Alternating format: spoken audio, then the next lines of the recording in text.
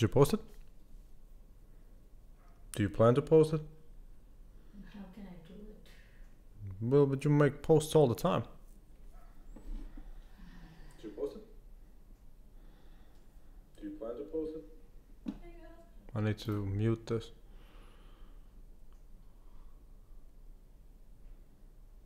What are you doing? I'm trying to post it, but Did you get the message? yes. So and then copy it. the Copy my message. post. Is it? But it will be live or what? Yep, just put it, go live and that's it. Without the time. But actually it's already. Yeah. Alright, just delete the time and you can post it. Hmm? And that's it? Yeah. Go ahead. Your battery's low, right?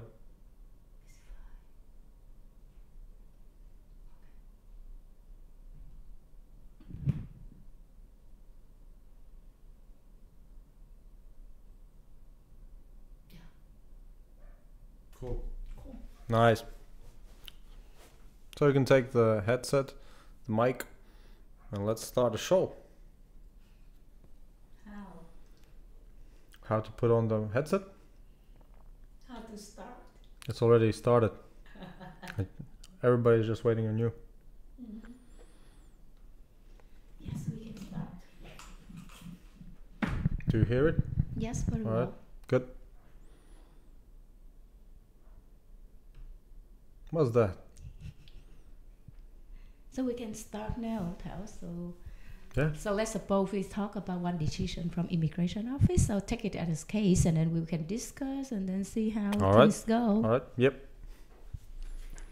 So there is one decision from the immigration office. Mm-hmm. So actually now we have like more than 10 Vietnamese family in Latvia come here like as an investor or representative's office. Mm-hmm. So what will happen? So I prepare some cases and then we can start discussion, have a look on the decision and then we can start talking about it. Sure. Well, but do you have any questions regarding those decisions? Yes. So So I want to appeal in that decision. For me, and for my husband and children, I think it's the same. mhm.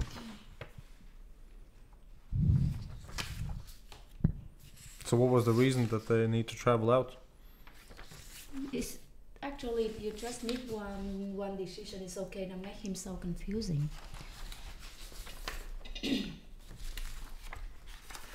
So let's suppose one of us has the resident permit in Latvia and we Yeah. can stay here, do our business, and one day immigration officer said that no, you're not allowed to do it because you don't do any tax payment, register, that kinds of things.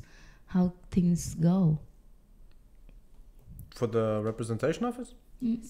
Well, but you have a tax number, right? Yes, For them. register and everything is. And I think you managed also the any possible transactions.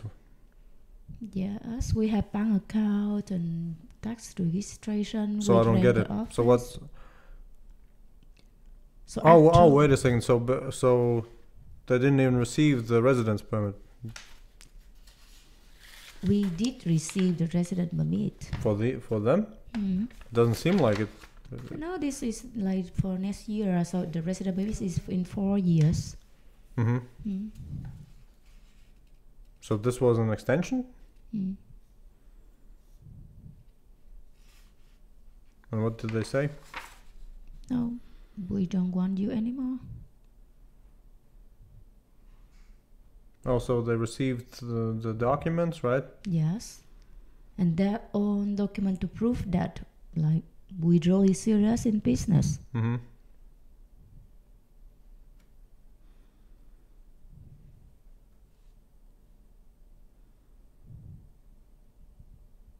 Also, they said that the documents don't represent any real activity. Is it what they said? What do you mean? Was I it? don't know. It's in the decision. It is in Latvian, so I have no idea about it.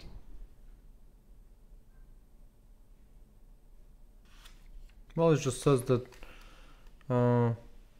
it's their opinion that the documents do not represent the active activity in the previous year. How come? I don't know. If you go through all the documents, you will see it represent the activities. What kinds of activities they talking about? Well, they mentioned here as well that the representation office is not a legal entity, which makes it different from the branch.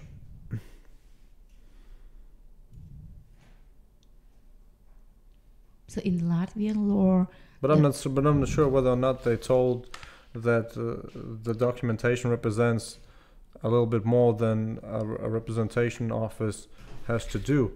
It just seems that they make you aware of the fact that a representation office is different from a branch, and they just go on mentioning it, that the branch is some entity that does business separately, whereas a representation office just attracts or manages business for an outside company. I mean, it's a long text, but it doesn't really seem to have much more information than that. always. Because then they have the references, several law articles.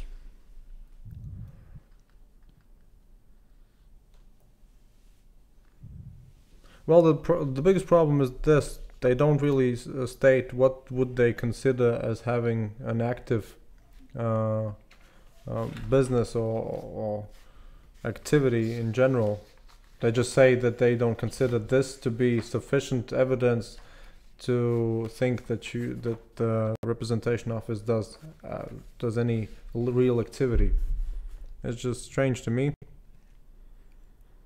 So go back to the document we submit, something like business contracts, or is it like travel agency and tourist agency? So we sign the contract with partners in Latvia, Latvian partner, a tourist agency, and Vietnamese restaurant. To if we have any tourists, we can pass them to Vietnamese restaurant. We have signed a contract with a very, very big hotel in Latvia.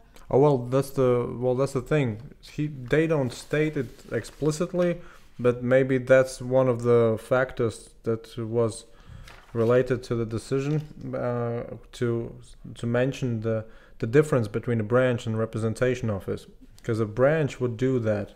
A branch would go out and find partners, do deals separately. A representation office would just go and seek clients for their.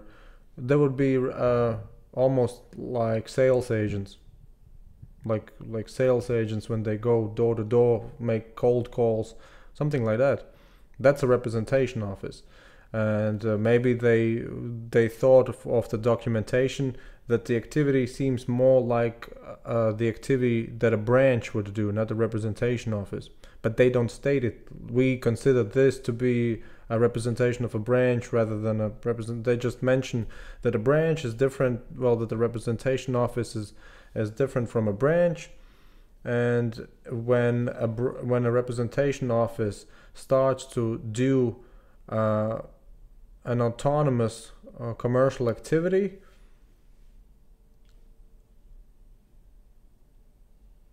then it in real life becomes a branch, and the legal company has the obligation to register the branch separately. That's what this paragraph says. So maybe, but they don't state, and because of this we consider that you are doing work of a branch. They don't state that, but it seems that might be implied. So I mean, they have a long text, but it seems that the idea behind it is pretty short. That you have submitted some documents that seem more likely as a branch, as a branch than a office. representation office. What's the But they difference don't. between them in But they terms of- don't. But they don't consider. They don't state what they would consider a good representation of an office. They just state that they evaluated the documents, and their view is that those do not represent any real activity of a representation office. And then they go on to state that a representation office is different from a branch, and if the representation office does a separate and autonomous business, it is in real life a branch which needs to be registered by the legal company separately. That's it. And everything else is just the chronology Yeah. and the references to different articles and laws. So, did you send me a message beforehand? Really? Oh, sorry.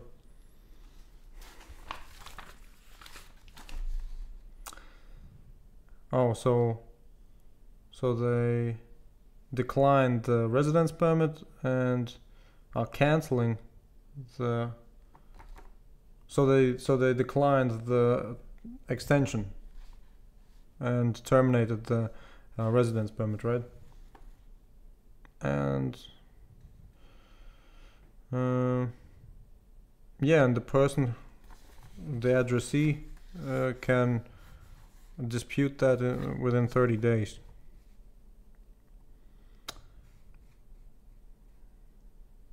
And that's it. And when will the resident permit will be cancelled? As far as I understand, till the 15th of June, which is 2 weeks. So it's really stupid because we need time. We are the general manager of the office. We have worker. We rent the office. We have our own life. We have children. Mm-hmm. So how can we sort it out in 15 days? Well, they mentioned that if there are any humane reasons and really considerable reasons, that it might not be that fast. Oh no, actually no, that's the justification to actually make the 15th of June the deadline. Yeah. Because they arbitrarily decide about the date. And the immigration office says that technically you would need to leave immediately, but the immigration office can consider some relevant facts and decide upon a certain deadline. So, and they decided upon the 15th of June, and that's it.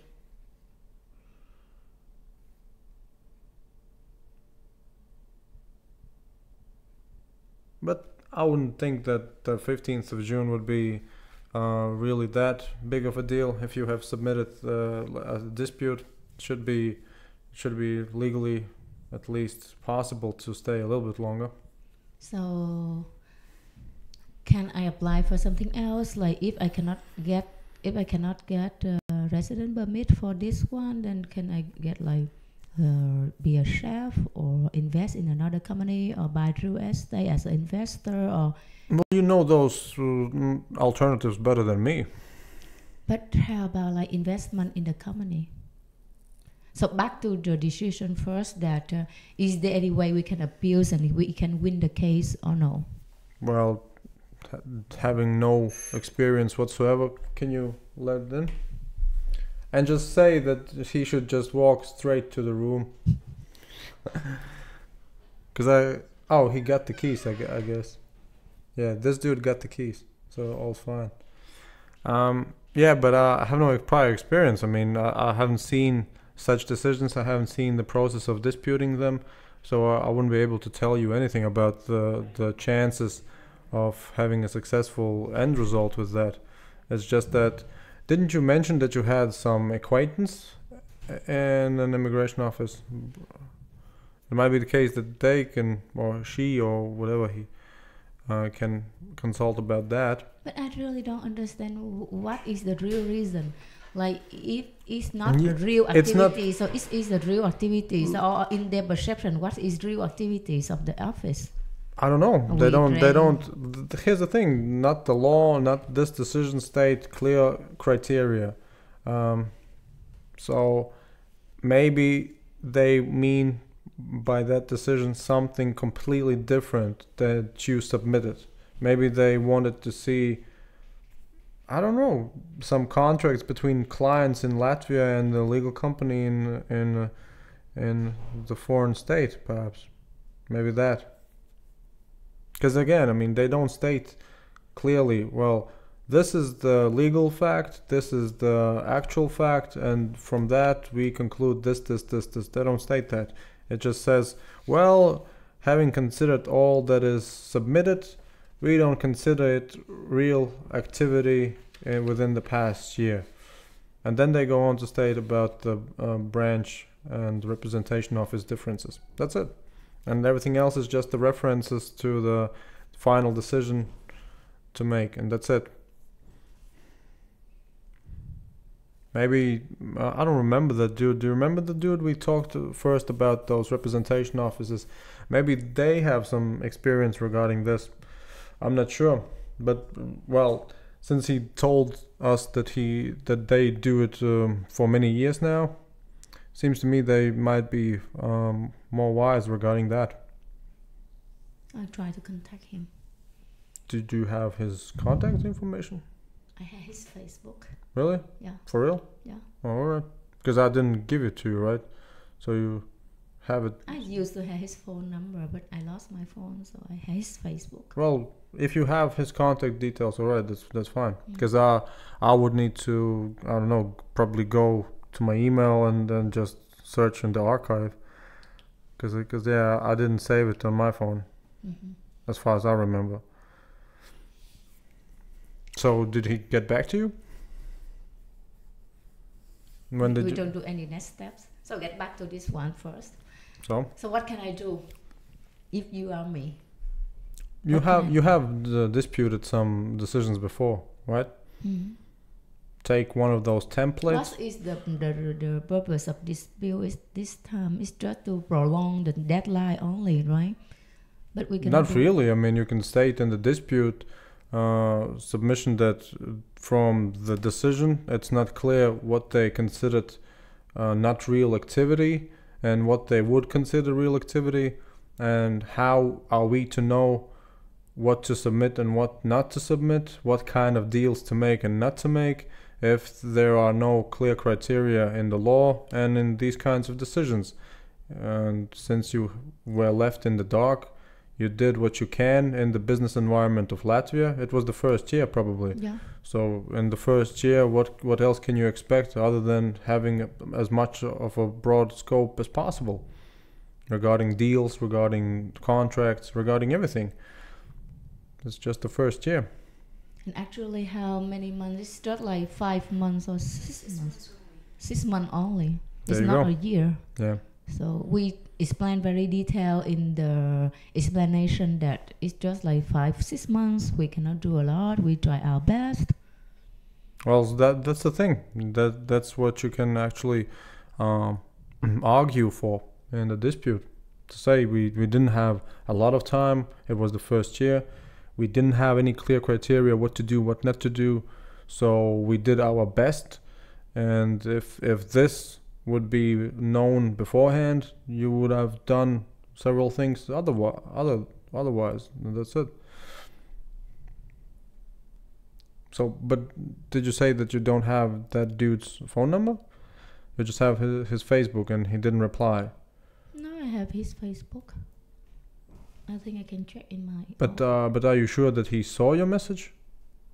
No, we don't contact and we don't receive for the next step. How did you pronounce his name? I don't know. Let me just check somewhere.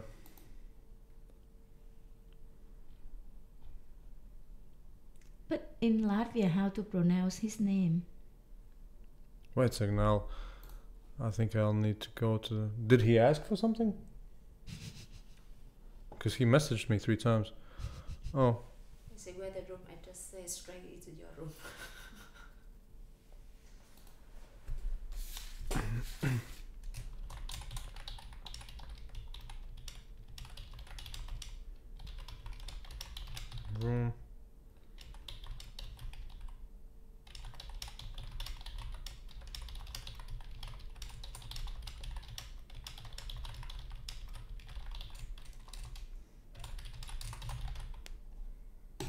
Boom. All right.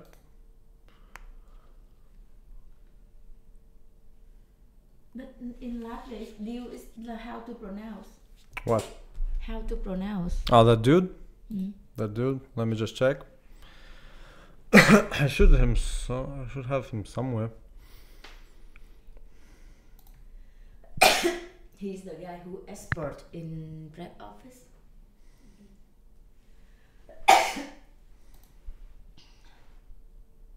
It was a year ago, wasn't it? Mm-hmm.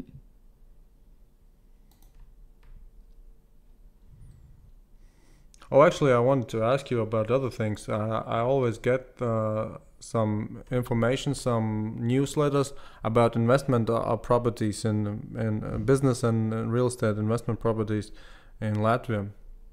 I haven't forwarded any of them, but I'm not sure whether or not you are looking for some. No, please, just forward it to me and then. So,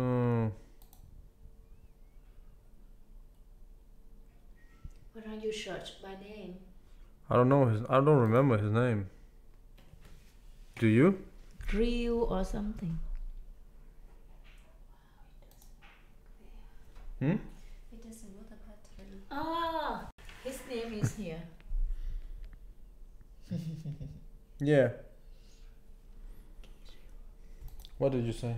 It doesn't work. The messages doesn't come in. Yeah, but it's not. At only 31 on the time will be due. Well, it's not stable. I mean, you never have a real good charging on a computer. Oh, you got it from the computer? What do you think? It's just a USB. That's why I asked you whether or not you have a laptop. I can just give you the USB cable. So. I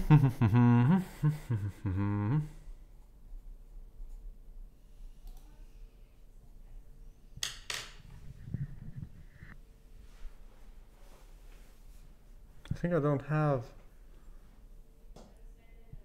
I have his email. I can contact him either by email or by this one. But I thought he sent me his phone as well. Probably somewhere.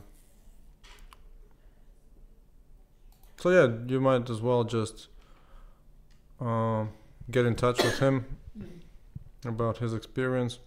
Oh, he told us that he has no personal experience. He just works with people. Yeah. Can you believe it was in 2015 when we started to get in touch? God, time fly like Mm-hmm. hell.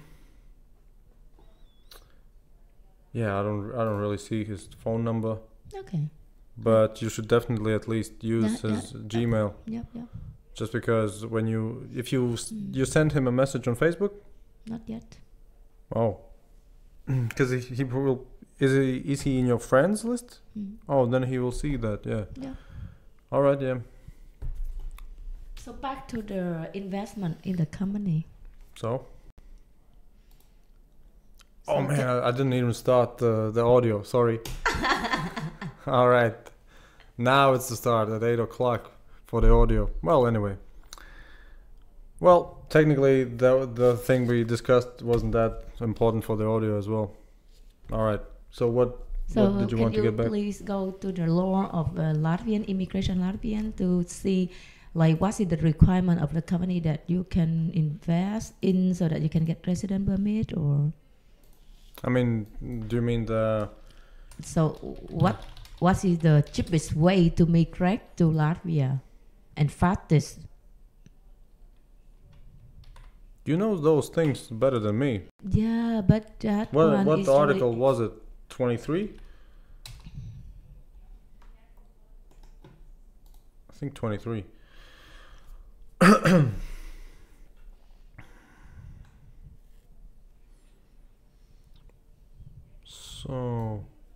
So the cheapest is that I invest in a company and I get resident permit. That is the cheapest and the fastest.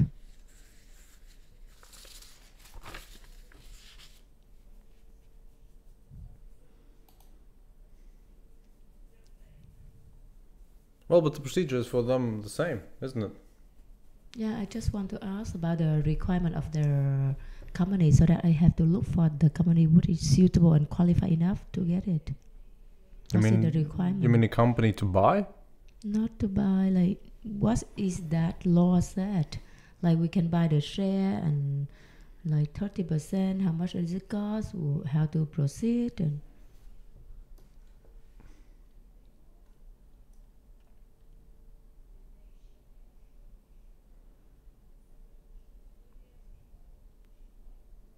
Well, this one is, for instance, for first-time residence permit. So this is out of the picture now, because they already got one time. And this one is for the yeah, resident permit. real estate. Yeah, So yeah. that's a plausible option.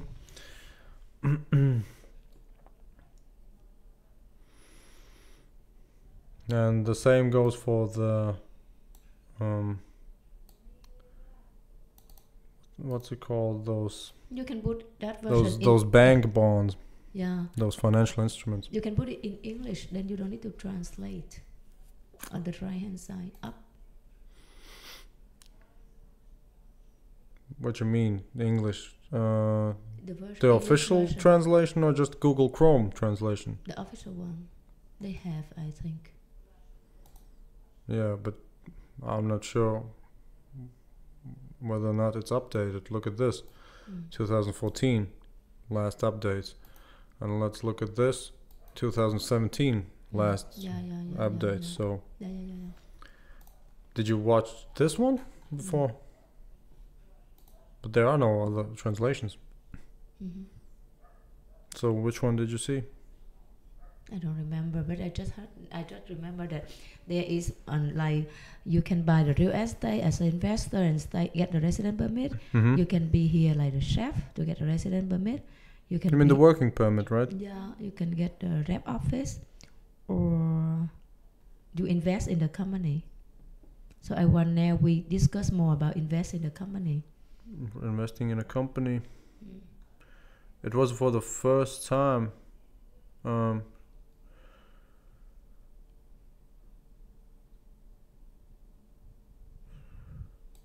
Well, it has at least 30 residence permit application possibilities. But most of them probably wouldn't be suitable at all. Yeah. For instance, you don't need education one.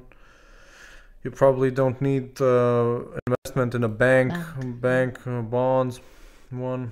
USD. This one is the same. Oh, and you can buy government bonds, but that's the same as in at a bank. Yeah. So the real estate to 50K, the one with capital investment in a company is for the first time residence permit. Yeah. Like my husband is dependent. So for example, I have the resident permit because of my rep office. Then my husband is just dependent. So now, if he invests in the company, can he see like the first time? Probably. Yeah. So I will not apply anymore. So my husband will apply it. Probably. So can we apply in that 28? That what is the requirement? Seems like it. But then you need to pay in the budget of the state 10 grand and wait a second, and 50 grand for a company not above 50 employees. Not above 50? Not above, yes. One is okay. Yeah, seems like it. And what is 10 million euros? Well, the revenue should not exceed 10 million. Mm-hmm. So yeah, I mean, this one is I suppose in that scenario an alternative, but you would still need to actually consult the immigration office representative regarding these things, because only they can tell you, all right, in this case, yeah, this scenario would work, this scenario wouldn't work, because we can see the text, but the interpretation of the text is it's a different thing. So I would have imagined that if they make such a negative decision to you guys, that they would actually write more about why the decision is like it is. But they filled it up with references. It's not bad, but it doesn't really answer your questions. What were the criteria? Why? How? Still open. So that's why I tell you to actually get your lawyer to write the dispute, simply because you can at least ask the questions, and they probably would tell you a little bit more. It's just unfortunate that it's happening for 4 people at once. That's the biggest problem, physically. Both. Well, I mean, if it would be just one person, you probably could find another solution pretty quick. If it's 4 persons, probably related, this becomes a little bit more tricky.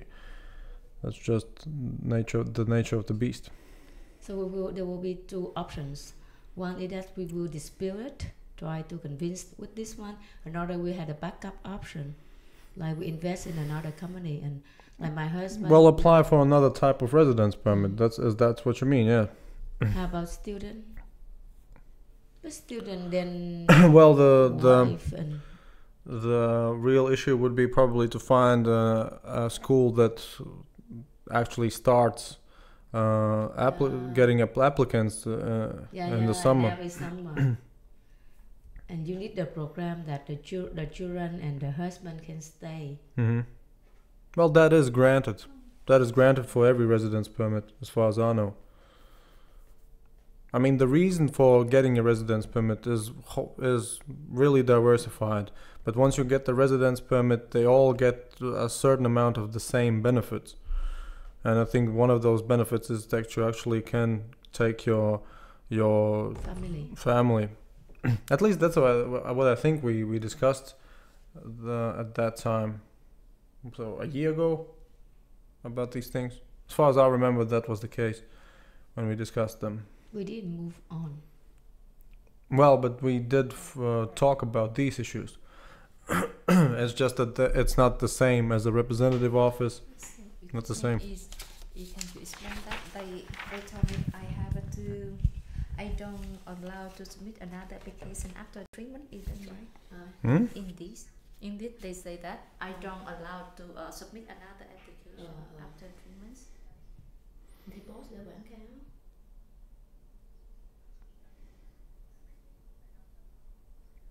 Do you ask me if this means that you cannot apply for a residence permit within 3 months? Yeah, they say that.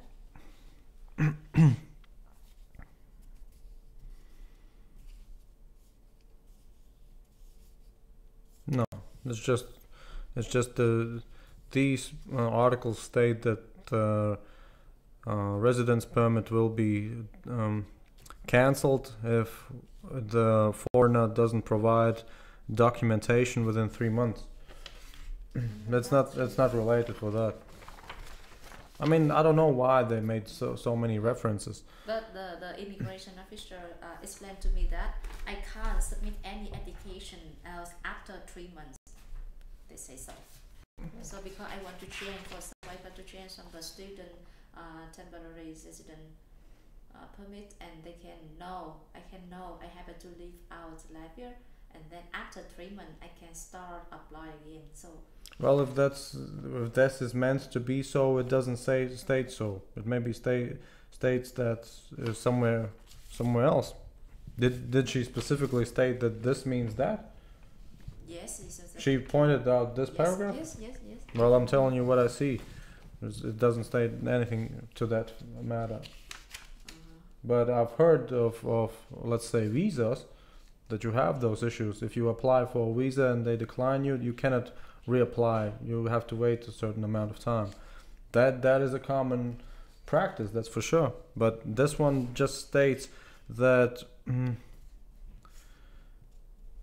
the residence permit will be cancelled if the registration of the residence permit is declined, or the foreigner doesn't provide within 3 months the needed documentation to register the residence permit. It's not related to your case at all. So I don't know why she pointed this paragraph out. It doesn't state that. So, But it might be that it states something to that effect somewhere here.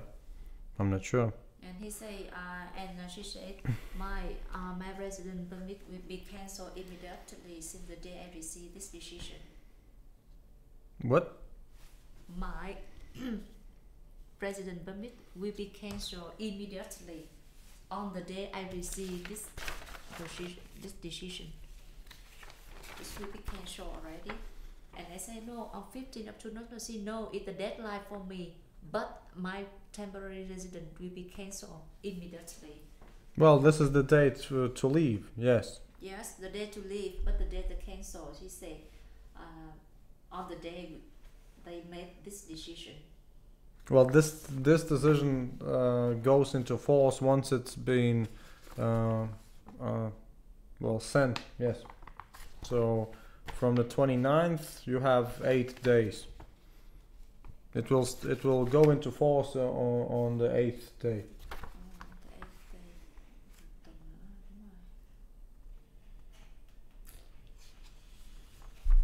Because they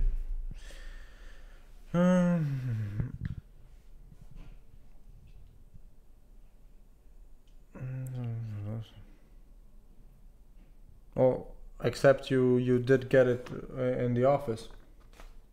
If you get it in the office, then the decision goes into force because you received it at the office. Receive? Well, did you get it in the post? No, I guess in the office. Oh well, then it's. And I didn't sign any paper. I get this. I just asked them, and she give it to me only because it's a copy, not original one. Well, either way, it states that you would have to actually sign that you have received it. But I didn't see. I didn't sign. Just because they didn't ask me to do that. I don't know. But what did they give you? Just a copy? Yes, like this. Yeah, I'm not sure why they did that, because it says so that the document of the state agency is considered to be not signed, but notified, that the addressee has been notified as soon as he receives it at the office by signing the reception that he has received it. They have my appointment with me on the 12th of June, but I'm worried, and then I asked them, and then that she gave me it's only, and I turned home, and she didn't ask me to sign this paper or not, so it's a why, and I know this, and just a copy, not original. I didn't receive the original one. Well, maybe you don't need to receive the original one, or maybe they will just send it to you. Could it be like that? Yes, Maybe by post office. It might be the case. So they have the references for both cases. They have the reference to that they send the post. They have the reference to the case where you receive it in the office. So again, I mean, I'm not sure why they do that. They just take the whole reference of the law and put it in there. It doesn't really say much, but yeah, I mean, when it comes to the entry into force, it's just a simple fact. If you receive it by post, it is considered to be received on the 8th day. If you receive it on the spot, it's considered to be received on the spot and immediately. That's how it goes. But that's for every government document. Every agency does that. So after I have the decision, and the 8th day have the effect. Yeah. It should be, because it should be in, I don't know what's it called, but it should be not as a regular post and not a regular mail, but the one that you have to actually receive the notification from the post office, and then you need to go to the post office to receive it. It should be that case. So in this day, from now to this day, can I submit any application in change my status? For example, student invest a company like this, or to open a company for my own, or something like that? Well, my guess would be yes. But if the lady at the office said no, then you would just need to find out from where she got that information. Because again, I'm not saying that this paragraph is true in a sense that it might be the case that these norms do have certain stipulations that do have the 3-month clause regarding these cases as well. But the text doesn't say anything about that. It just says that your residence permit will be cancelled if within 3 months you haven't submitted the documents to register your residence permit. Whatever that means. I'm not sure, but it doesn't sound like your case. That's what I'm saying. Because those 3 months is just for some documents to be received from the foreigner to register his residence permit. I don't know what that means for them. Yeah, because I asked many times, I asked her that, can I change my status by the student, open the company, or have a work job offer? Mm-hmm. And he said no, no, nothing here. I have to left in this day, and then after 3 months I apply again. I reapply. Well, again, it might be the case that somewhere there is such a clause. It's just that the paragraph doesn't state that. That's all I can say. Because my husband can apply immediately, accept me. What do you mean?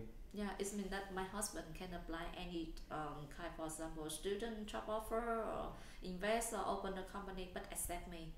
It means when my husband apply resident permit, and usually I depend on him, but no, I can't. I wait after 3 months and then. Well, that's what the lady told you. Yeah. All right, but if she told you, she might have the reason to do that. But if she pointed out this paragraph, then it doesn't match. That's all I'm saying. I'm not saying she's lying. I'm just saying that that paragraph doesn't state what the lady has told you. That's all I'm saying. So my guess would be that the lady knows what she's talking about.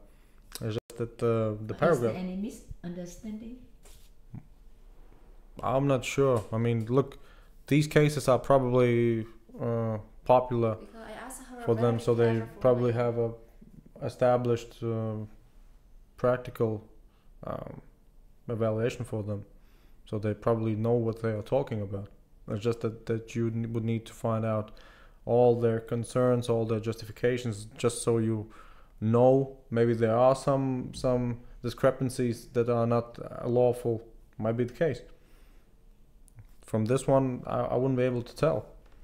You have 80% just references to different legal norms, and the justification is almost non-existent. It just says, well, we don't consider it real activity. And that's it. It doesn't state because. So what could I possibly tell you more? You are left with several questions which only the immigration office can answer in this case. And maybe the dude, with the help of the dude. And for example, if they cancel my resident permit, and they give in the system, for example, for this, I am out. For example, I get another visa in Schengen. In Schengen visa, for example, the tourist for the French, and I go out, and then with the Schengen visa, I come back. Can I? Well, you're asking me. It means that I want to return Latvia. Yeah, no. I have a house here, but on the day, if I can do anything about until this day, I have to go out Latvia, and then I want to return, but I don't come to Vietnam, and then for another, I go out to go to another country in Schengen. Well, this one just says that the person needs to leave the country till the 15th of June. It doesn't state where to go. So if you're asking me about alternatives regarding going to a certain country and then coming back to this country, I wouldn't be able to tell you, just because it's a hypothetical question. I mean, look at it this way. Either way, when you apply for a residence permit, it would be almost as a new case. almost as a new case, because they would know that you had a residence permit beforehand, but still the application makes it a new case, right? So they will probably just see your history regarding some aspects, but if you have a totally different application for a totally different type of residence permit, it will be just another case, and that's it. So you are asking me whether or not you can go to a certain country, go back to this country because of this. It doesn't really matter. It's just a new application, and if you have those 3-month clauses somewhere, then that might be an issue that you have to wait longer. But other than that, it doesn't really matter where you go. They just tell to leave Latvia, and that's it. So it doesn't affect anything else. But the best strategy for, in my opinion, would be to actually find out from the immigration office, in a sense that they really just, well, either sit down and go point by point, or give it in written form. So this norm in the law means this. So the branch thing means this. So you just have it black on white, or in written form. Because all those, well, they should be able to tell you if you ask them a particular questions, they are obliged to answer a particular question. Because now it's just, all right, we evaluate the extension, we evaluated the submitted documents, we don't consider it to be an activity, an active activity of a representative office. That's it. And here you have a list of legal references why you need to leave the country. That's it. That's what they are saying. I mean, it's not bad, but it definitely leaves out several questions, because if they say you did something wrong, they should be able to tell you what would be right. But they didn't. So it's at this point it's just guesswork, and guesswork won't get you anywhere. You need hard. Which way is better and faster, meeting them or write them a letter? Because to write them a letter will be very long. Well, if you consider the 15th of June, I suppose a consultation just at the office. They probably do that, right? I mean, you told me that you go to consultations at the immigration office. Yeah, so that's the same. That's the same. Because do you have any time tomorrow to go with us? No. Well, at least not in the working hours. Because they have regular working hours usually. Well, but you look at it this way. It's not a legal thing. It's a practical thing. Because you have the rights, and they have their obligations still. It's just that you have a practical decision. How about I go with Arthur tomorrow? If you want, but I'm not sure whether or not. Again, is it bad? Legal advice won't bring you anywhere with this. It's just that, well, what was wrong, and that's it. That I will go and meet immigration officer at the same time with Arthur instead of alone. Is it better? Well, I understood your question, but that's what I'm saying. I mean, it doesn't seem to me to be of practical value to have a legal assistant at that discussion, because that discussion means, all right, what can we do practically? And it's not a matter of, oh well, do we need to do this, do we need to do that? It's just that, all right, what did you find wrong? Are we able to actually provide you more evidence or whatever? But it's just a practical question for the immigration office. If you want Arthurs, you can surely get Arthurs, but what will you have with that? This will be like he's more maybe debating person. Maybe he can just maybe ask the questions in Latvian so you get the full answer. It might be difficult for them to answer in English. Maybe that case. Maybe the practical aspect of translating. Also because when he saw him as a lawyer, it's much like and us like immigrator. So like normally she just pass it, or I don't know, ask your lawyer, or I don't know, ask your lawyer. That's the common practice. They always talk to us. Yeah, but that's usually just for, let's say, procedural things, I suppose. But this one is for a particular decision, and you don't have, you as the addressee don't have a clear understanding what was wrong. So maybe you as the institution could actually provide me with clarification regarding your decision. That's it.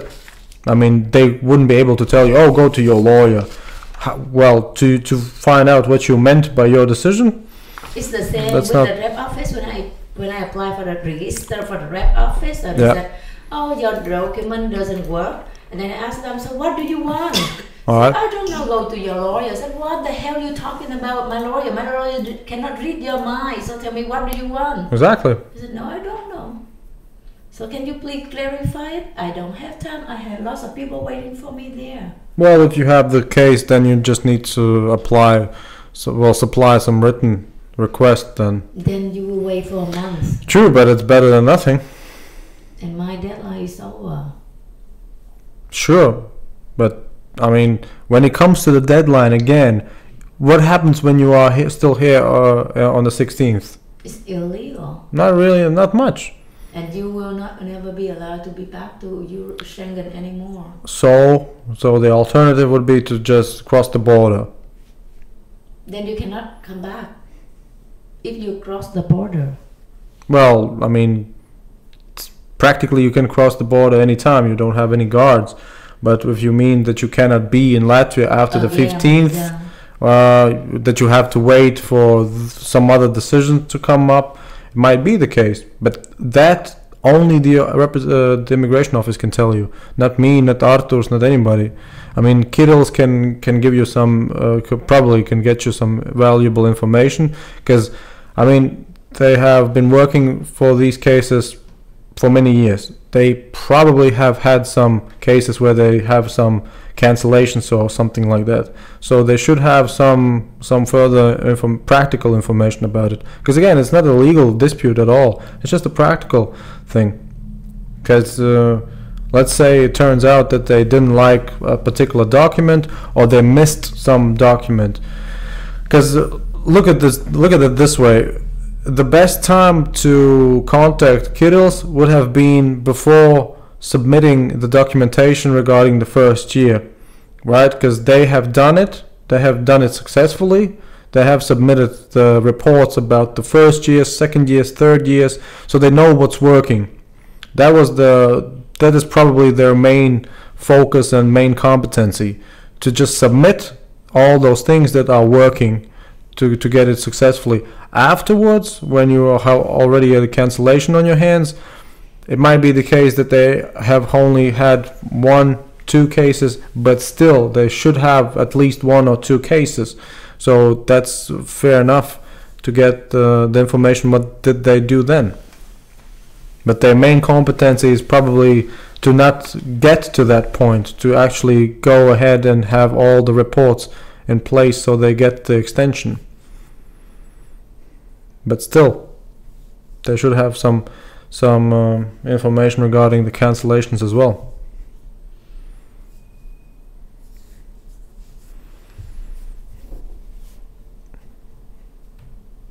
Are you contacting him? Very good. Tell him to follow you on YouTube.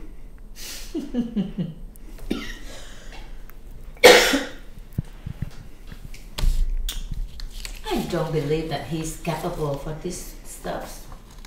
Well, but he's not working with those. I mean, he's working, as he mentioned, he was working with real estate, but he works together with people who do those reports.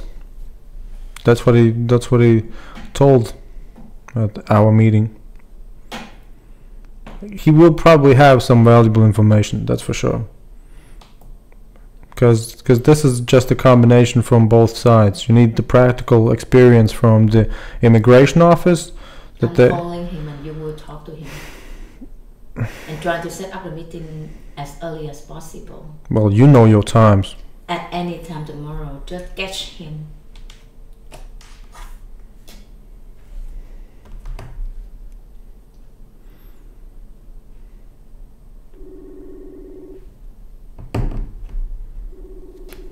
Why it's so silent?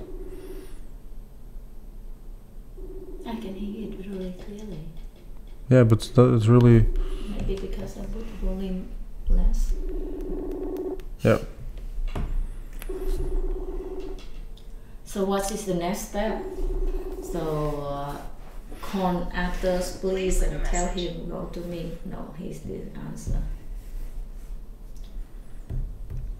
Nobody will answer the phone now except you. So call Arthur and ask Arthur to go with me tomorrow to immigration office. Well, if he has time, sure. Yeah. I'm sure he will do that. So will you use your phone or my phone to catch him? You can take your phone for that. Okay. At any time, whenever he's free. Did you get this? Amazing, you want me to talk to him? Yes. Man, you're crazy. No. You're just a crazy lady. No. So you tell him what he needs to do tomorrow to talk and to force to immigration officer, because it always said to me, go home. I don't know. That's all they always said. Who? Immigration officer. All right, but look, I'm pretty sure that was the case, because they have bolded the sentence, the representation office, as well. This is just a wrong sentence. It shouldn't state these words. It's just a misspelling, but it meant that the representation office, or the essence of a representation office, is to popularize the foreign company, and with its activities to actually attract clients in Latvia, to whom the foreign company can provide its services. So that's the main reason. I'm pretty sure of that now. They just took the submitted documents and saw that you didn't actually establish any contracts between clients in Latvia and the foreign legal company, but you made separate contracts with yourselves, with the representation office. So that's not the same. So but my duty is the head representative office here to do that. No, I have sent. So I got. You mean that I send the document back to the Vietnam and then stamp and then submit it? You mean so? No, I suppose that's the immigration officer's point of view. Yes, yeah. But they asked me to do that because I'm here at the head representative office. So I have the right to do the contract, to make the stamp and then submit again. I cannot send back Vietnam and then wait and come send to Latvia and again to submit. Don't get it twisted.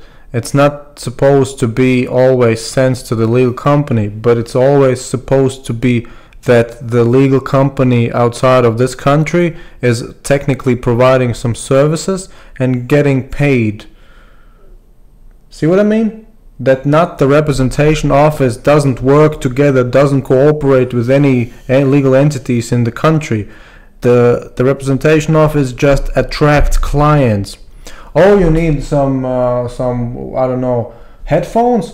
Yeah, I represent a company who produces headphones. If you will make a purchase order of, I don't know, 1,000 pieces, we can quote you a nice price. Here's my price. You're interested? All right, good. I can sign the contract for him, the foreign legal company. You sign it yourself, and once it's signed, I tell my company to ship you the headphones. So but if I let's say go to you as a legal entity in Latvia and say I'm a representation office of a headphone manufacturer. Oh, you do some I don't know, some cultural events. All right, why don't I just assist you in your cultural events, right? That's not the same, because that foreign legal entity doesn't have to do anything regarding cultural events in Latvia, right? You are in this case, in this second scenario, you would be acting as a separate entity or a branch, because a branch can do that. A branch can do that, a separate company can do that. I mean, a separate company could just say, oh, I would like to cooperate with you for something, right? But if I'm a representation office, I go to you, whoa, what do you need? Oh, you need exactly what my company offers. That's it. That's the only thing I do. You need something that my company offers. and I'm here to help you. I'm the point of contact to get for you what you need. I don't state, all right, you want to do something? Yeah, I would like to do that as well. Let's just sign, and it has no relation to that foreign company. So that's their main idea. So I'm pretty sure of that. So what can I do? For example, here I have my rep office, and my rep office, and what's the name of the hotel? Just take this one. Riga Baltic service, for example. Yeah, and then hotel bill number 3. The hotel bill. So I have the tourist agency, and I'm the rep office. And when I have some tourists in Latvia, my client will stay in Hotel Bellevue in Riga. Then I sign the contract with the hotel. Hey, if I have guests, can I have special discount? So what's wrong with that contract? Does the hotel pay your company? Not yet, because we didn't have any deal now. We just signed a contract. No, but is it regarding that the hotel pays you? No. Your company? No, the hotel, I just pay, my guest will pay the special offer with special price from the hotel. The hotel and my company signed the contract said that if I send them the guest, I will have 50% discount, for example. This discount directly in the room fee. Yeah, and that's what a company does, not a representation office. That's what they're saying. A representation office goes to a hotel and says, would you like to purchase furniture for you? Yes. Oh, my company does furniture. We can ship to you furniture. You want to buy some furniture from us? Yes. All right. Let's just sign a contract. The hotel. Then what is the correct one? Well, regarding a hotel where you have just a special discount deal, it doesn't really have anything to do with the legal company. It's just that you are some form of intermediary between clients of some sort. Let's say a client goes to you, says, organize for me a hotel, and then you go to your partner hotel. So this is the function of the tourist agency. Yeah, but not of a representation office. What do you mean so? A tourism agency would be at best a branch. Well, no, at worst would be a branch, but at best it would be just a separate company, a tourism agency. That's it. And a tourism agency is an intermediary, but its function is to be an intermediary for traveling. But when it comes to a representation office, it's totally dependent on what the legal entity and the foreign legal entity does. So if the foreign legal entity does manufacturing, does provide services or whatever, it means that the representation office goes to other countries and offers those services, and that's it. It just yes. So the foreign company offer the tour and travel stuff. So the rep office will come here and working with tour company, and so I didn't see anything wrong. The representation office is there to sell services. That's it. They just sell services. It's a representation agency. I sell service if I don't have some partner here. You are doing deals with that kind of transaction. You are just doing deals. It's not selling. It's just doing deals. I mean, you can make contracts for whatever, but a representation office is there to represent the legal entity and to sell that legal entity's services, products, or whatever. So if you had a contract with the hotel that the hotel will specifically purchase something from your legal company, that foreign legal company, that will be a legitimate contract for a representation office. If you have a legal contract with a hotel that just says that you as a representation office will get them clients and the hotel will give them special discounts, where does the foreign legal company get the money from the hotel in that scenario? Then the foreign company can mark up the price. So instead of paying back the commission, they can give the discount. Where does the money come from? The money comes from some separate clients who want to travel, not from the hotel. So for example, The hotel needs to be a client of that foreign company. That's it.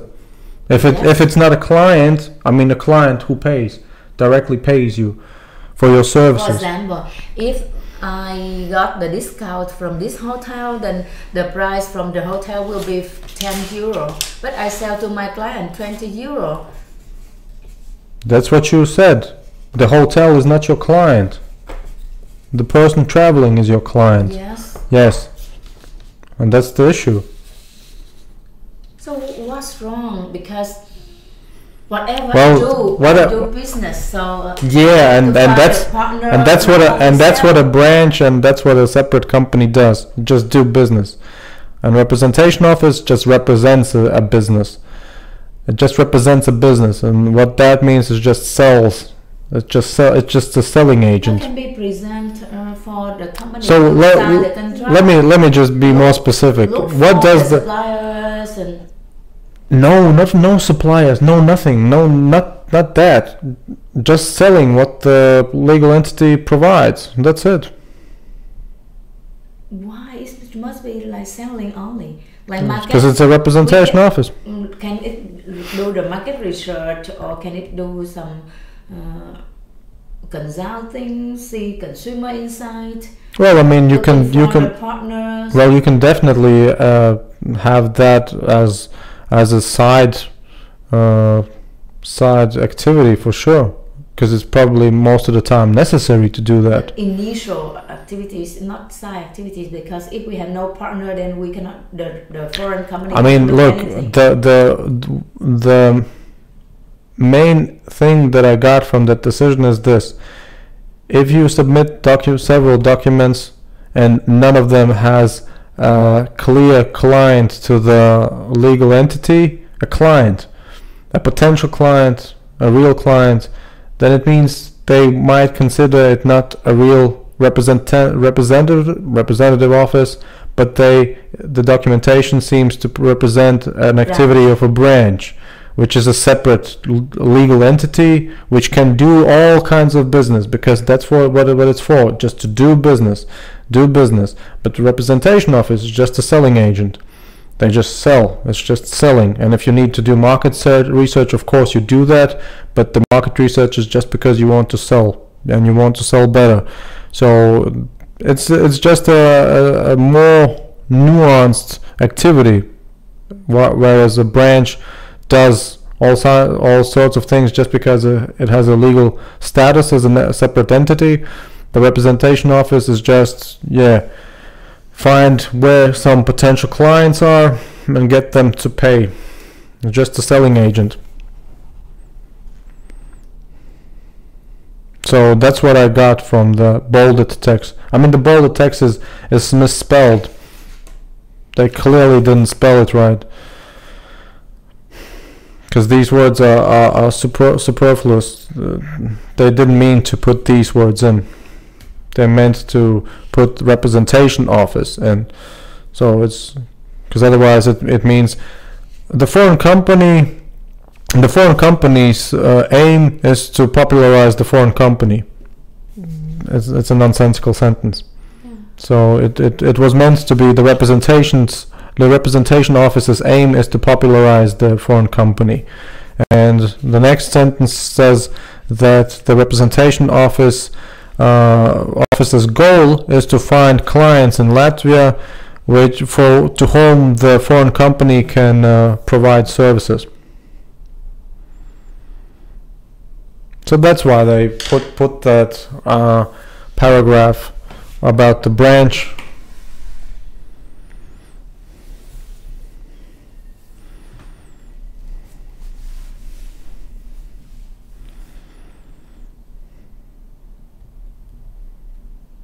He contacted me and he said he cannot talk, but he can SMS. Mm-hmm.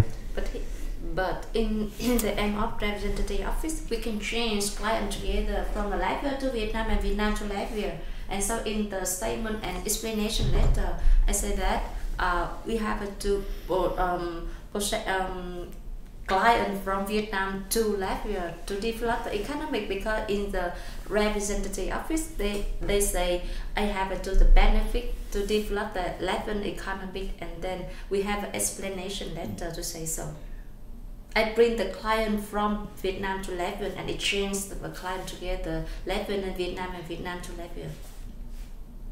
What does that change for the representation office? I mean, you can clearly state that, but what does it change for the thing that the representation office is meant to represent the foreign company? So it's not to attract clients to Latvia, it's just to attract clients from Latvia.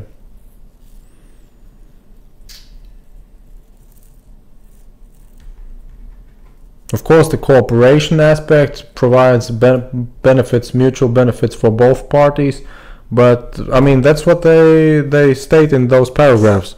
That's what the idea that I get is, that they just want to state all you did was all fine and dandy, but it wasn't an activity that a representation office is legally obligated to do. You probably did more as a branch, and since you have the representation office as the residence permits reason, and you didn't do representation office work but branches work, that's why probably they stated as well that if the representation office starts to do activity that is and do contracts that are actually similar to that of a branch, the foreign company is obligated to register a branch.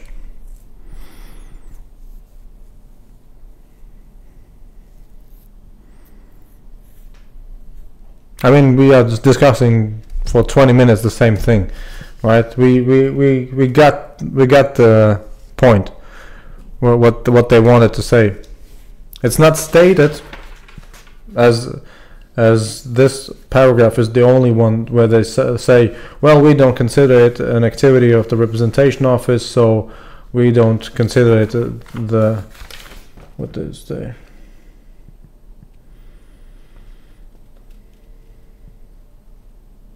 we just don't consider that the submitted documents don't provide evidence that the representation office has done any activity in the previous year in which the Latvian economy would have had a benefit, well, development.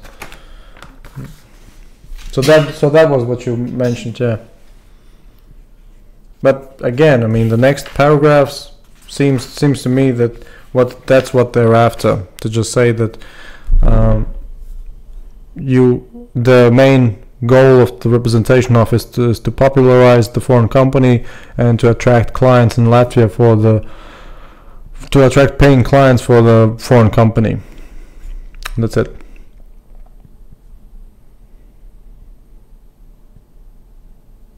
So reading these, you still cannot see the I can apply. I can wait. I don't have to wait after 3 months and reply.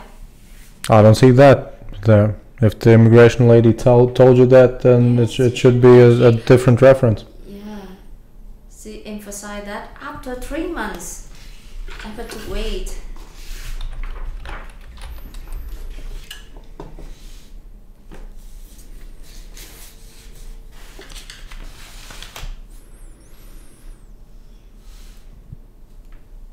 And you think it's a good idea if now I try to appeal this decision to extend the time I stay here, and then at the same time I apply for change my status, for example student status, or I think we can forget about student in summer.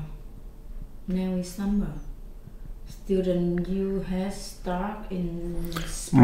My guess would be that this isn't definitely the case, because the 26th point is so the next one, that's the reference. regarding the representation office cancellation. This one, it really is stated like this, the text. So when I read it 2-3 times, I don't understand it as you mentioned. The lady has said. So what do I know? I just understand Latvian language, and it doesn't state that way. If it's interpreted that way, then they are smarter.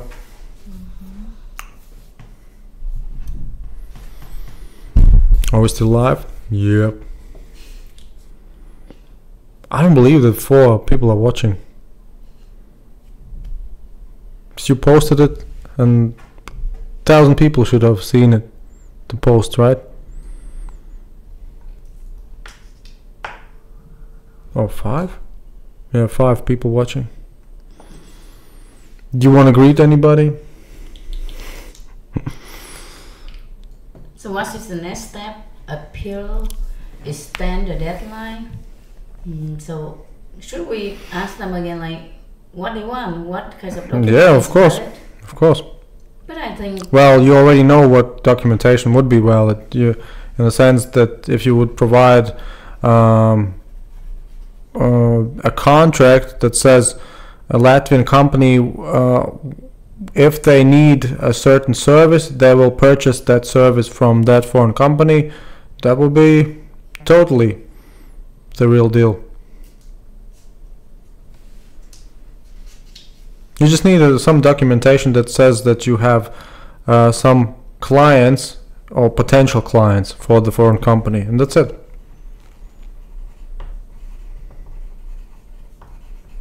So if you want, you can go to the immigration office and say, well, we had other documentation as well, but we didn't know whether or not to submit it.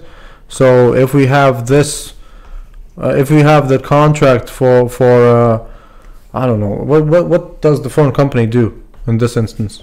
Tour agency. There. Yeah. So the tourism agency in Vietnam should have paying clients from Latvia. So both sides, client from Latvia go to Vietnam to visit, or client from Vietnam to go to Latvia to visit? Yeah, both ways, but you just need to provide that you established some potential income for the company, for the foreign company. So if you have a contract with a Latvian tourism agency that says, in case we have some people who want to go to Vietnam, we will. They will. Yeah, I have here the contract together. So? Yeah. What do you mean? Which one? Which one?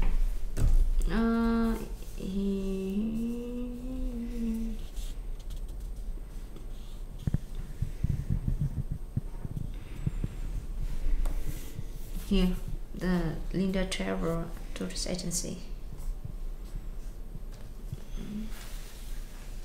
Well, doesn't really. Here it doesn't really state much. It just says that the representation office is a traveling agency, which is probably a mistake, because the representation office isn't anything. It's just the representation office of a traveling agency, perhaps. I guess that would be the case.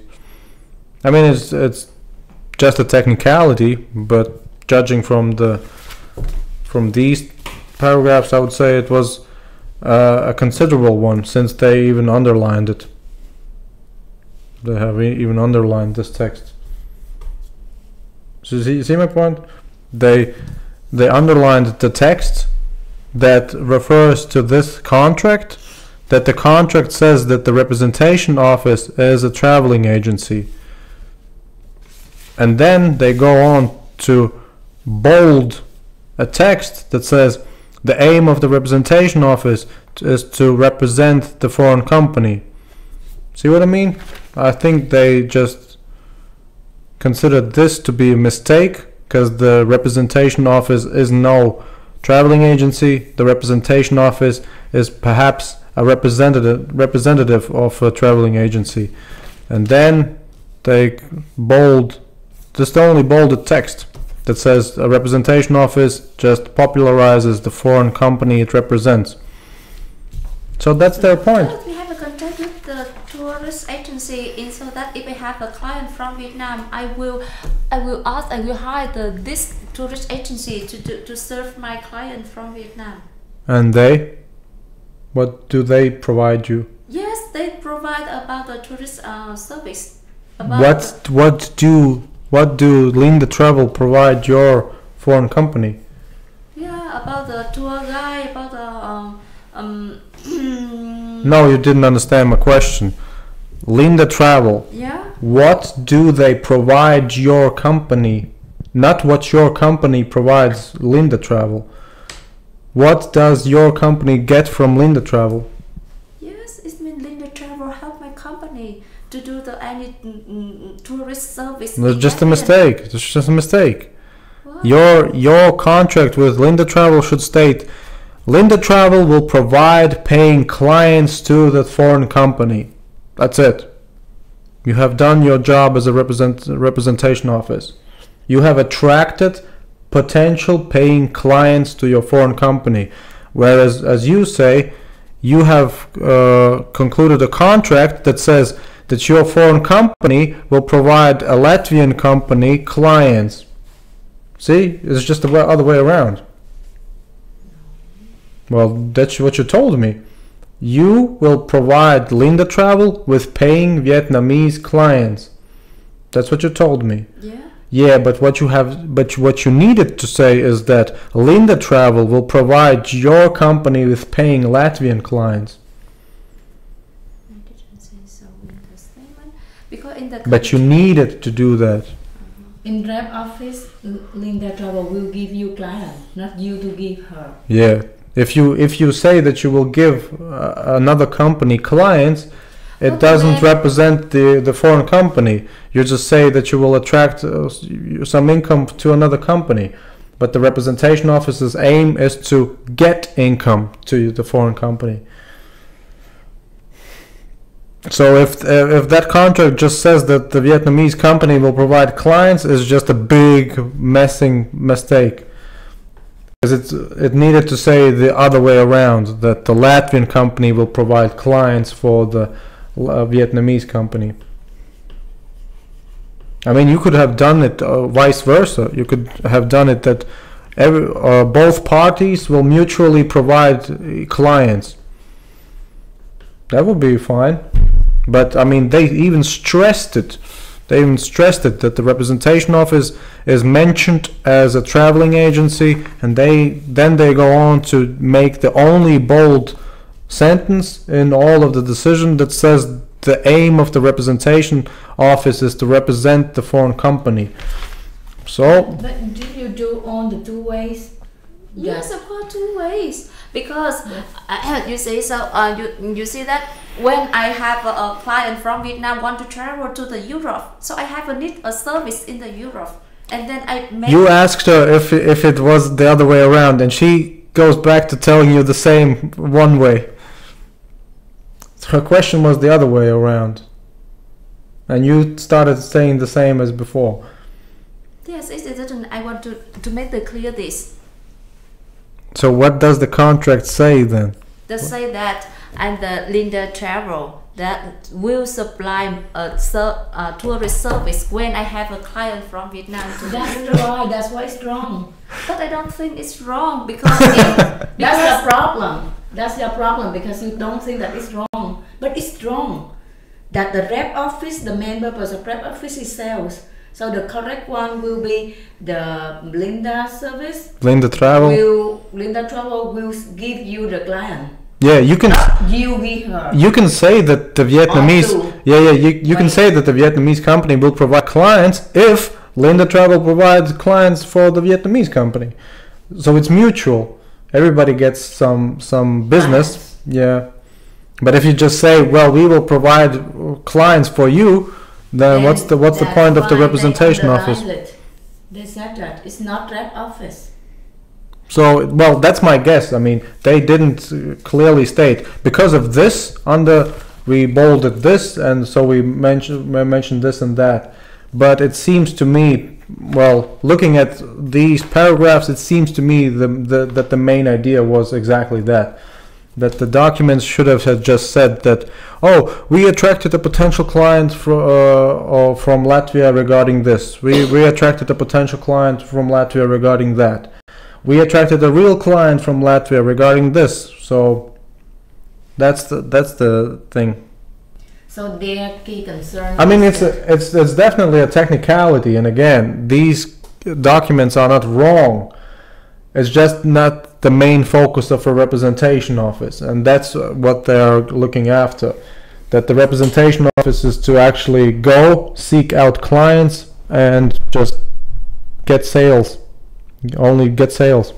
But the members of representative office, in we can not allowed to do any business activity here.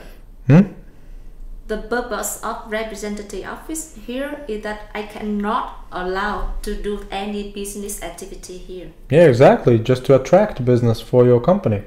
So how can we sell my company service if we don't allow to work? But point out the contract that specifically says that you have sold your foreign company services to a Latvian client. Which one of these documents says that? Because it seems to me, at least for the Linda Travel got you as a client, so not the other way around. All of them got you as the client. Yeah, not you, them. You needed them as a client, but it seems that at least Linda Travel got you as a client.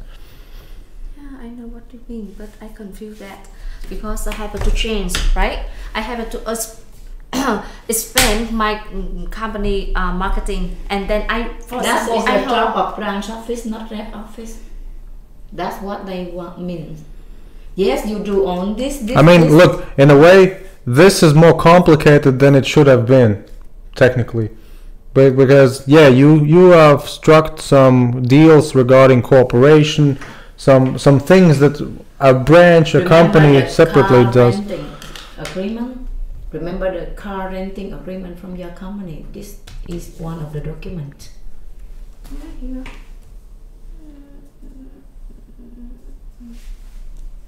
Yeah. Oh. Well, but I try to remember what that contract said. I think it said that I will provide you the car if some of your clients want the car. But did it say something that I will pay you? No, then you pay him. That's the problem. No, her clients pay me, right? Yeah. So it's the same with hotel or Linda Travel. Yeah, it's more like a corporation contract. Yeah, it's not a sales contract. It's a corporation contract. Yeah. I mean, it's not bad. Of course, it's not bad, but still, yeah, it just was more complicated than it needed to be. That's what they, as far as I can tell, that's what they concluded. And that's why they have those references to the branch, what a branch is, what the representation office is. So they make those clear distinctions. I mean, it would be nice to see any answer from the immigration office regarding the question whether or not you could provide them with additional documentation, because maybe, just maybe, you could talk to the immigration office and say, did we misunderstand something? Did we have to provide this information? And then you basically come with additional contracts that basically says some Latvian wants to buy something to pay you in a certain circumstance, because you don't have to provide any, let's say, real transactions, or to provide to submit the documentation, but at least the contract could say that, let's say, the Latvian travel agency will pay the foreign company in case some clients pop up or whatever, but that the transaction is towards the Vietnamese company, not the other way around. And maybe the immigration office would be able to say, oh, you didn't provide that documentation, but that's the documentation we needed, so guys, go ahead, provide us that documentation. I mean, it's just a hypothetical thought of mine. But yeah, I mean, if you say that this contract with the Linda Travel stated that you will essentially provide them with clients, and if that's the same with all of them, then yeah, it's more than you needed. It's more than you needed, and in that case, they just concluded that you are not a representation office, you are a branch, but a branch who is not registered as a branch. So that's why they're told that the foreign company has the obligation, if they want to do that kind of activity, to actually register a branch. And so the residence permit to do business as a representation office is wrong. So that's why they cancelled it, because it seems you wanted a residence permit for a branch. So that's my conclusion from all of this.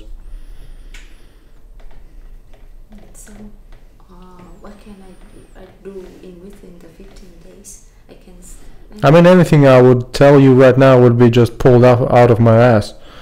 I mean, you just need to talk to the immigration office, and if Kirill has some valuable experience, or can actually provide you some experience regarding these scenarios where they already have cancelled the residence permit, then talk to him as well. And that's it. And for any other, let's say, future clients, just to make those documents really just one way, just purely one way. Let's say for our case, where was my society, you would just have stated, the Society of Lauris will buy services and exclusively, let's say, if the Society of Lauris attracts clients who want to travel to Vietnam, then Lauris is obligated to exclusively use only the services of the foreign company. And in mutual benefit, the Vietnamese company will provide him with discounts or whatever, right?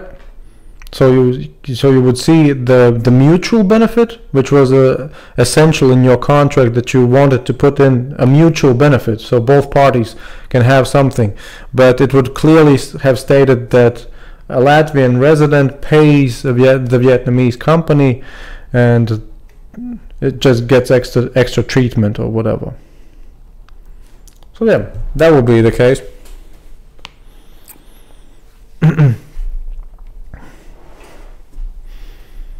It's just a big misunderstanding, I guess. How can we make sure that what you think is exactly what they think? Just to tell them. Do you understand correctly? You wanted us to provide you only those documents where we say that somebody will probably buy something from me, and that's it? You didn't need those? We thought you needed all, especially these. Is it a misunderstanding? So others now can talk already, so can you talk to him? So your friend Kirill said, we are not offering this service anymore, just have no time for it, sorry. See, I said he knows experience and qualified enough. Yeah, but he didn't do it even then. His colleagues did. Yeah, I told him like, hi, my friend needs your service of representative office to get resident permit. Can you please help to set up a meeting with your immigration partner who is senior in representative office immigration? He said, we are not offering this service anymore. All right, but still, your question would be, do you have any experience in disputing cancelled residence permits? Because you are not interested in registering one, you are interested in disputing the cancellation. I think he know nothing. Hey, it's your case, so I mean, question to ask doesn't cost much. So while asking him, you can use your phone to call others and try to get up with him that he will go with me tomorrow to immigration office and well, you can put Arthur's on call and you can just write in the background. Use your phone. My phone is out of battery. I had 2% only. Because you will talk to Arthur's, not me. tell him exactly what we want, what he need to do, and what he need to talk to immigration officer, and what immigration officer will tell him, go home, I don't know, oh, I don't know. So what is the core value and the key message he need to get out from that meeting? Yeah, but we don't even know if he will get there. That's why we call Arthur. him. All right, we can do that anytime. Now, don't look at me. All right. Do it. I will ask him that period. So wait a second. You want me to arrange with him that you meet him? Will, not did. Will he go That with you me? will meet him. He will go with me to immigration office tomorrow at any time. And what is his job? To ask and to get the answer. What the fuck this immigration officer want me Man, to do? I'm just telling you what I know. He has this in his hands. He got it. So Arthur's. He know what we're talking about.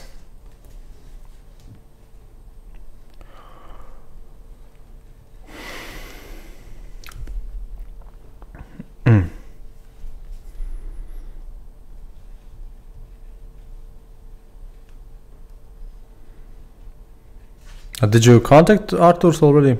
Hmm. So what did you say? I just said to him, this is the case, and can we set up a meeting how we do with this? And he said, okay, send me this one. I'd read first, we talk. I asked him to come to see you and me, and he said, no, he's busy.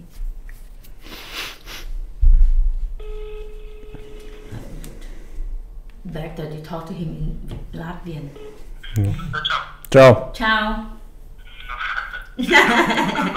Klau, Mija ir atnākusi pie maniem runāt par to lietu, kur ir atceltas tās uzturēšanās atļaujas. Tu zini kaut ko jau par to?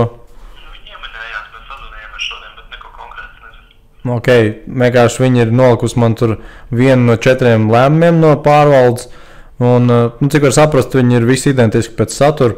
Un tā doma ir tāda, ka vienkārši viņi ir izskatījuši tur par 1. gadu tai pārstāvniecībai tos iesniegtos dokumentus un secinājuši, ka pārstāvniecība 1. gadā nav veikusi nekādu darbību, un tad papildus vēl ir norādījuši, ka kāda ir atšķirība starp pārstāvniecību un filiāli.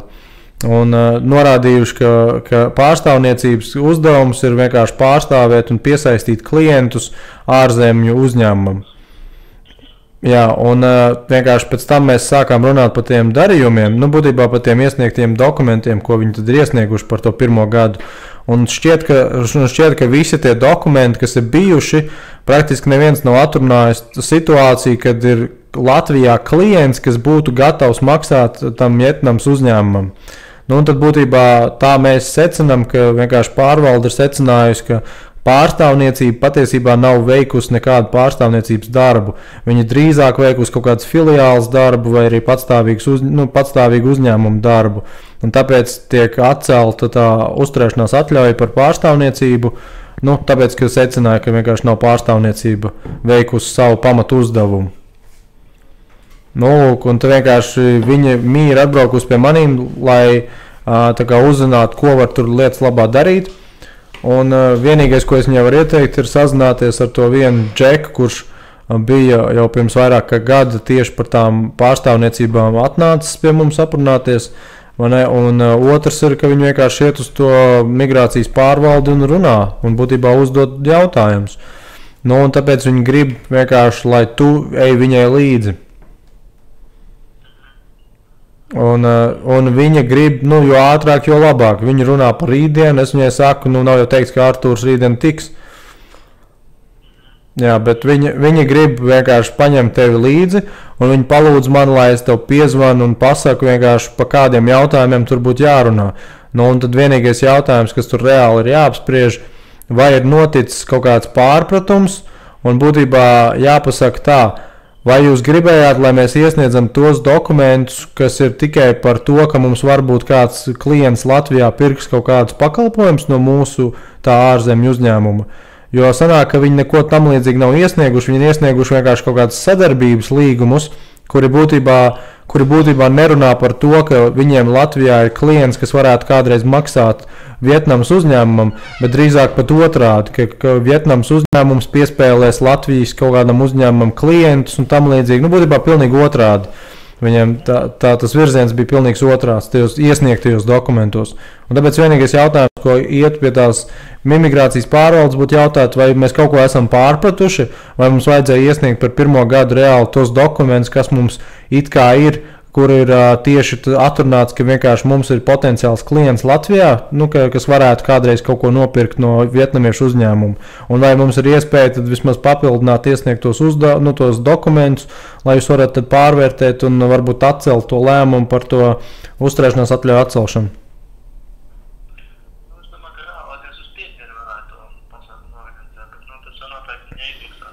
Nē, nu labi, vienkārši viņai tā situācija tāda, šitie 4 lēmumi ir spēkā jau laikam šobrīd, un viņai līdz 15.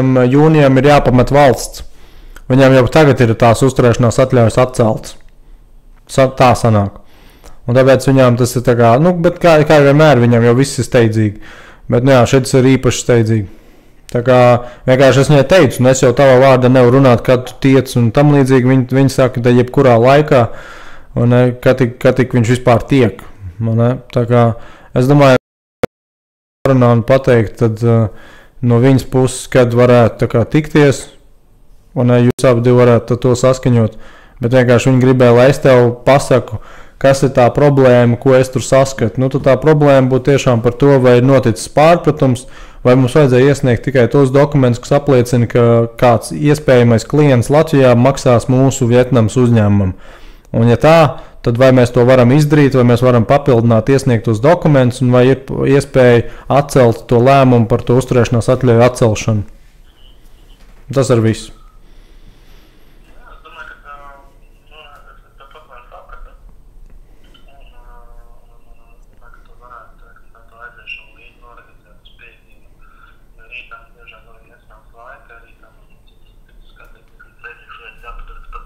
Tu tā kluss paliec, tu vari skaļāk un angliski vienkārši viņai pateikt, lai viņi uzreiz dzird.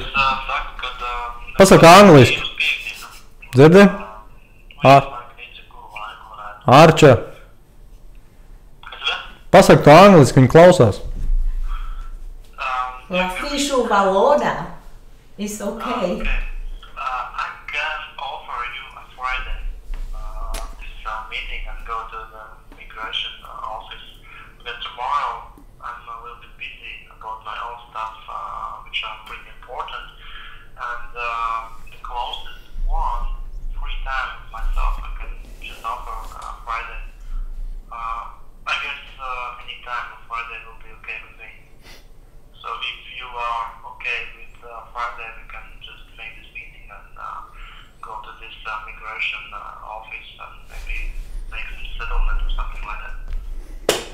How about the immigration guy? If you are so busy, can you pass me to him? Then he can go with me instead of you. Which immigration guy? The immigration lawyer, his partner. His? Yeah. Oh, I don't know about him. I mean, is there any other of his colleagues or? Are you talking about a partner of Arthur's? Mm-hmm. I don't know about any partner of Arthur's, so. Arthurs viņu prasa tev kaut kāds uzturēšanās atļauja partners. Who can go instead of Arthurs because he's so busy? I just want to make it tomorrow. That's my key point. Ko teici? He didn't understand what you talked about. So if he's so busy, then he can say. Nu, pagaid, Arthur vienkārši paklausies, ko viņi tagad saka. Nu. So if you are so busy for tomorrow, can you have somebody for who is available for tomorrow? I have one possible option, my partner. But to be clear, how can I say? First, I just need to ask him if he will be available tomorrow. Yes. And after that, I can give you the direct answer about tomorrow on my partner. I'm so sorry to push you, but because our deadline is 15th of June, we have like 15 days only. His next day, tomorrow, schedules and day plan and something like that. And if he will be available, I'll Yeah. let you know, and Yeah, we can just make this meeting. yeah. So I wait for your confirmation. But if not, Yes. the closest one, as I said, is Yeah. Friday. So tomorrow will be perfect. If not, then I will have to wait for you on Friday. Yes, sir. Well, as I said, first I need to ask. Yes, if yes, yes. the director, his day plan. Yes. So if you are Are your boobs bigger? able to make a little Seems like it. about half an hour, I'll just call him and I'll find out if he will be free and available tomorrow. Yes. So I wait for your confirmation tomorrow. Alright, then Yes. I'll inform you about that. Thank you. Sorry to call you really late. So yeah, that's a pretty important thing actually. Tad kad tu viņai zvanīsi? Šodien vai rītdien? Ko teici? Tu viņai zvanīsi vēl šodien vai rītdien? Nu, es viņai, sateicu, viens partners man ir padomā, kur varētu kā, pajautāt, vai viņš brīvs rītā. Jā. Es vienkārši pajautāšu viņam. Bet nu to tu... To es noskaidrošu šovakar. Ok. Tad vienkārši došu ziņu, vai rītā viņš var, ja var, tad ok. Nu jā, tad tu viņai ziņo pa taisno. Tad tu viņai ziņo pa taisno, ja? Nu, jā, tieši tā. Ok, labi, sarunāts. Tad pagaidām starp citu, Artur, mēs šo te sarunu mēs ierakstījām šajā te podkāstā. Tā kā varēs YouTube redzēt. Nopietni. Jā, labs ir. Čau. Konsultācijas ar YouTube. Jā. Labs ir, tad tu viņai ziņo, labi? Ok, čau. Čau.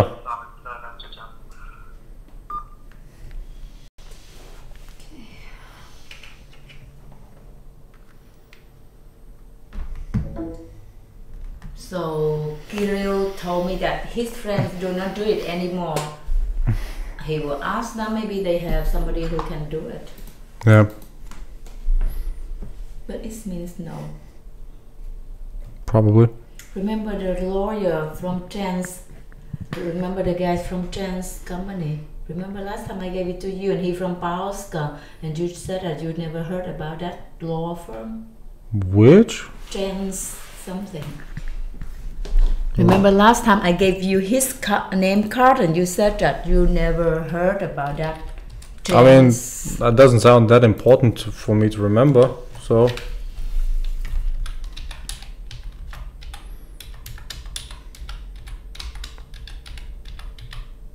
Yeah, Chance Water. Are you sure that you showed me something? Are you I- really, really sure? with the name card. So, Nah, I didn't see it at all. so do you know him? He's from Bauska. Yeah, whatever, but you didn't show me So- anything. You're mistaking something. You're definitely I mistaking give you something. his name You need to card. stop drinking that much. It just messes up with your memory. Shut up. You're talking Just- about something else. Yeah, you are I talking see about it in something your else. eyes. All right. So, what was the question then? So the question is that should I ask for his advice or? I mean, any advice would be good. But nothing for free, and we have no time, so we did good and qualified, experienced people. Was that a question? Should I? Is he qualified enough? I don't Is know. he experienced, qualified person, or Look at me. Can you How do I ask? know? I don't. you can ask around your network or? Well, when it comes to legal things, I don't have an. Legal I don't- grantings. Legal grantina. Your darling. I think she doesn't work in. Yes, she start, but she's experienced in that kind of immigration field, something like that. Or she know any good immigration people, or Let me just. I have her Facebook. Oh, you have? So you just put on your Facebook legal I granting. I don't think I have her. I don't think I have her. No, just normal. Yeah, it's hers. So if she take the case, but don't mention my name, and or he has any qualified, experienced person who can help, or because her boss is really good guy at Mount, but I don't know whether they have a good relationship or no. So Oh, you can ask her whether Akman's her ex-boss is a good guy or no.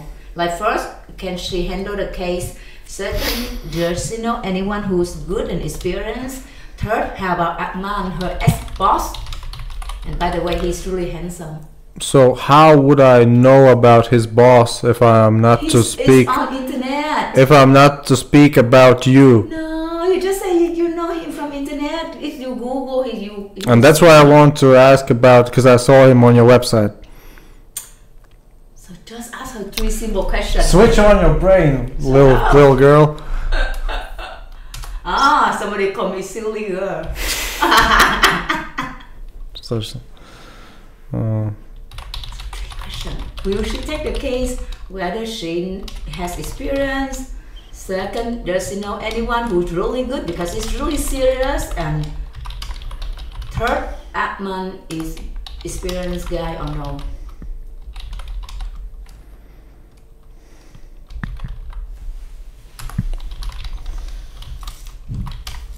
what's the dude? Mm-hmm. What's the dude? Sorry? What was the third question? Akman, her ex-boss. Atman? Yeah. Atman? Armands.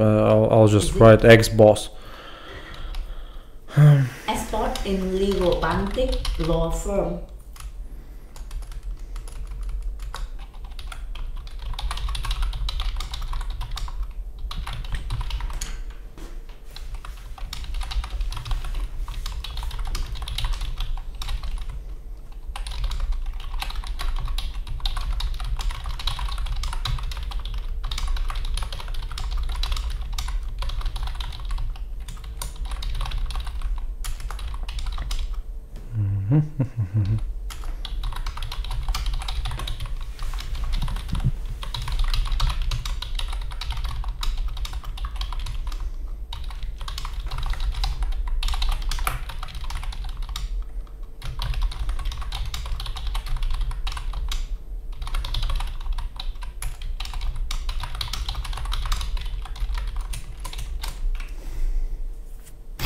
What?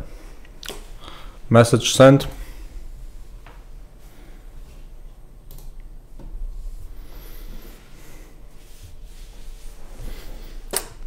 You can go to legal Baltic and you will see.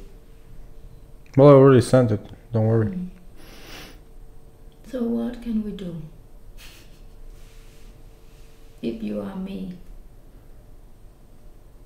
Are you able to arrange a meeting at the immigration office by yourself? And then maybe go on Friday together with Arthur's again? Mm.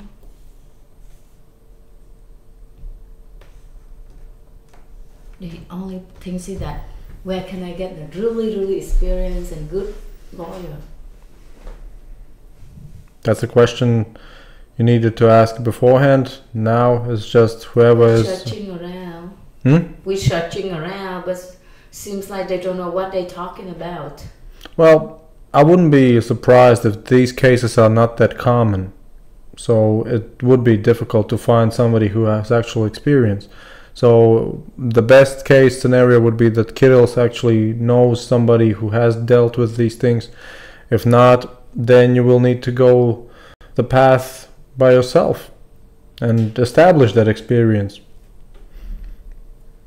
And afterwards you can sell your experience So why don't you be as with service. me?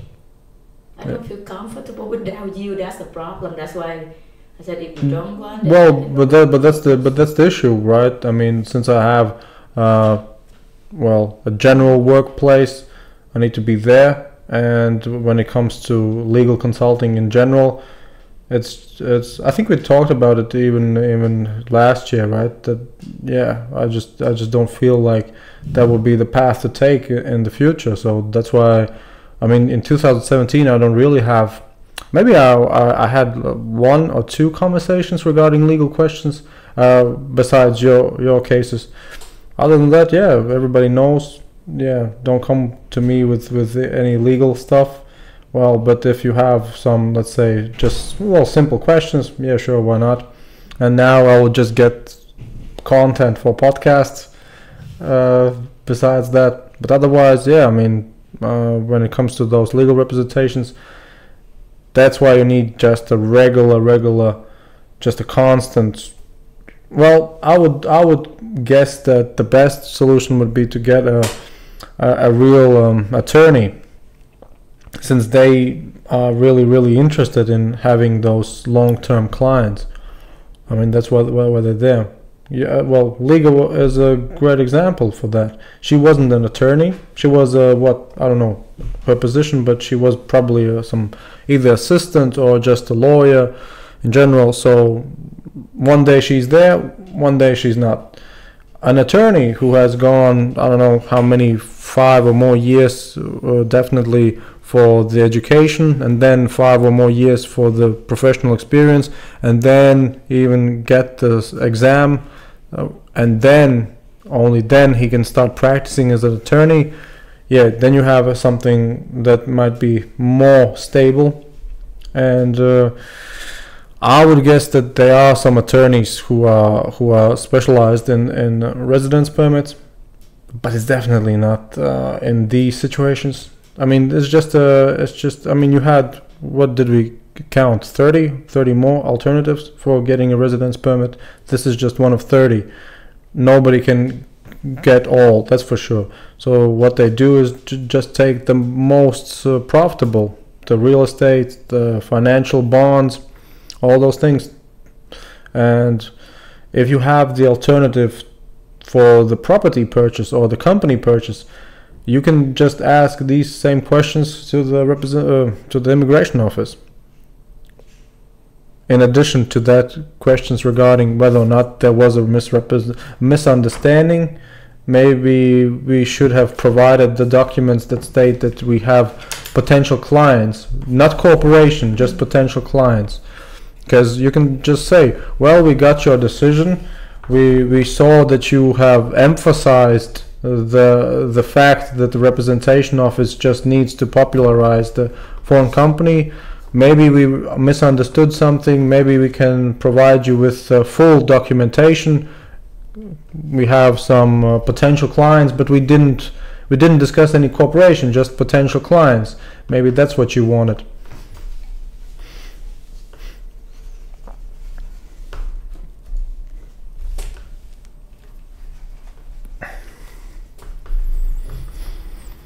So conclusion. Tomorrow I will go to immigration office alone and ask you both, right? Yeah. And then I feel like she always talks alone, and then still you two show up. That's your feeling. No, it's like you don't count for her. It's like that. Shut up. She's just so rude. It's just so Is rude. it because somebody expect me here alone? Is it? Did you get the joke? I didn't. Really? No, I didn't. I didn't. I didn't. What you mean? So, like, how can I say? In your mind, you establish that kind of mindset that the philosophy that she will be here alone. That's the expectation, the intimidation. Yeah, when she come not alone, and you're so surprised. Yeah, she's not alone. Yeah, when you tell me, oh, I will come alone, I'll already start getting out the candles. And then, oh, you too. Oh, yeah. Oh, that's why you didn't even give me a hug. Oh yeah, I forgot about that one. But that's not because I need to blow out the candle. I was just resting. Something else. I was just resting. I had come back. Yeah. Eaten a bit, and now yeah. When you were ringing at the door, I was like, oh, is it already time? So back to the point. Mm-hmm. So first, tomorrow I will go with her to immigration officer. Yep. And ask all this stuff and try to get something else. And then I will go and see Walter, that guy, the guy from Bauska, the lawyer from Bauska. Mm-hmm. Wouldn't you like to actually the assistance, the assistance of the oldest. What's his Wha- assistant?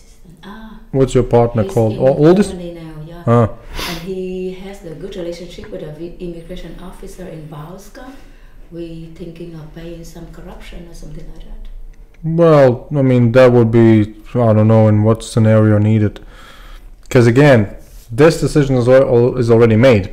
So all you do is just regarding these decisions. It's no separate process. In the new process, perhaps you talk to a different officer or whatever, but regarding these, it's just what can you do with these. So you talk to the attorney for these, you talk to Oldest or the acquaintance of Oldest regarding these, and perhaps the new ones as well.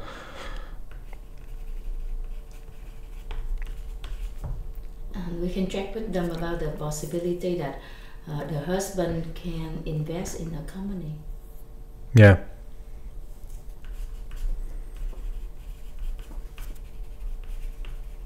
And what do now? What will you do now? Do you know it? Me? I will read a bit and go to sleep. No. Too early. You have to write a letter for me to appeal this one, to prolong it. I can Well, write it by myself. well, you can ask the same of Arthur. No, he's super busy and I want it at 9 a.m. tomorrow. I will be in the office of immigration officer. If So you from now to 9 if a.m. you nobody if you will believe have me. submitted a dispute before you have actually spoken to an officer, how do you think the dispute would be The dispute first in for in for terms of deadline, quality? to extend the deadline. It's two different target. Yeah, but there are no. You don't dispute the deadline. You dispute the decision. No, there will be two things. I dispute first the deadline because I need more time first, and then while waiting for them to dispute the deadline, then I can find out a solution whether I dispute this with another contract. Do you- I submit. Have you done that? The husband. Have you disputed a deadline before? Normally, I rush them to be urgent. No, but have you disputed just separately? Have you disputed a deadline? Yeah, you can have some dispute. One dispute separately for the deadline, another for But maybe for. have you done it? No. Because here's what will happen. As far as I can understand from this one. Here it says you can dispute the decision. This further text states that even if you dispute that decision, it doesn't really cancel it, which means that the decision is binding even if you dispute it, which means that the deadline is out of the dispute in general. If you want to ask for extending the dispute, they will just say, well, you don't have a separate right for disputing the deadline. Oh, you want to give us a paper? All right, we will answer you the same. You don't have a separate right to dispute the deadline. You can dispute the decision, but first of all, the dispute won't affect the force of that decision. It's still binding. And second of all, it doesn't address the dispute, the deadline whatsoever. I know what you want, that you want separately first the deadline, but it doesn't affect it. There's no separate process in this case. I mean, I've never heard of it. That's why I asked you whether or not you have done it. If you have done it, all right. Maybe I just don't know anything about those types of separate diversified processes, but because deadlines are in different cases a matter of the whole decision, right? So nobody gets to dispute just a part of a decision. If you just dispute the decision, then it's called dispute the decision. If you don't like just a certain aspect of the decision, so what? Can you make it this way? Because I myself have written. Because I have myself written several decisions where people have actually said, well, they not just disputed the because I used to work in the state environmental agency, and we sometimes needed to make a decision to say, let's say, well, just it wasn't that case, but let's say just for illustrative purposes. For instance, you need to take down that fence till the, I don't know, 30th of a certain month. And then they come back, well, I'll be traveling, I don't have time. And at the institution, what do I care where you travel or where you have the obligation, I have the right. That's it, end of story. If you don't get the deadline, that's on you, not on me, right? See what I mean? So even though, yeah, you can submit anything, right? You can submit anything you want, but again, I mean, you want a result. You don't want just paper. You don't want a paper stating, well, we don't need to look into that separate deadline claim, so no, here you are. So you don't want that. You want a real considerate analysis. So, oh, maybe we need to look into this, look into that. Maybe we need to actually, if let's say for tomorrow they say, yeah, you could actually provide us with additional documents regarding your first year activity, then it would be a dispute for the decision, and where you would state, oh, it was a misunderstanding, so therefore we provide you with the full documentation, and therefore you might need to actually extend the deadline. Something like that. But I wouldn't advise in any case to just blindly dispute the separate deadline, lots of time to because they won't separate out a process. They will still look, all right, here's a submission from you regarding this decision. Oh, she didn't even dispute the decision. All right, we can just take this paper, put it into the stack, and write to her, well, we put it in the stack. That's it. And if you like to dispute the decision, you still have, I don't know, 20 days or something like that. The only dispute is the decision, not any deadlines or whatever the case may be. I see your need, but again, I mean, you need to choose wisely the instruments you use for that. It will take us lots of time for collecting the document and know exactly what they want. Not at all. If it takes you a lot of time, then it's just silly. No, you'd only have 3 days. Tomorrow, and Friday, and Monday. That's it. And on Tuesday you need to provide that additional documentation. If tomorrow they say, all right, you could provide, if you dispute the decision, you could provide us with further documentation, and we will evaluate once again the well, what's it called, the submission for the extension or whatever. It's just a little bit different angle. Same need for the same result, but if you just go there, oh look, we first of all would like to discuss with you something regarding this decision, and then we want to dispute this decision's deadline. I mean, if you had done it, I would believe you, but as far as I can know, it's not the proper way. I will go. And if you still, and if let's say you talk to the officer and you still feel the need to actually just I don't know why, but try to at least separately dispute the deadline, well, you can make up a dispute on one paragraph, on one page in 15 minutes there. So I'll go there tomorrow and see what I said. Look at it this way.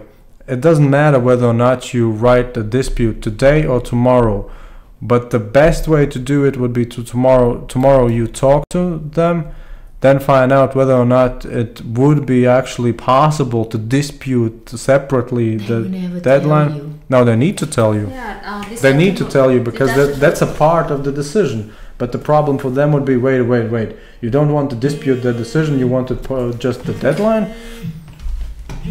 That's why I'm... Yep. Ciao.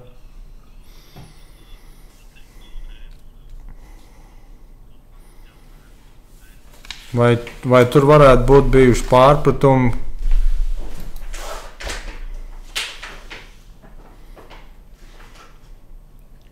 Ieslēdz vienkārši tur kaut kādu ierakstītājs, nav diktafons.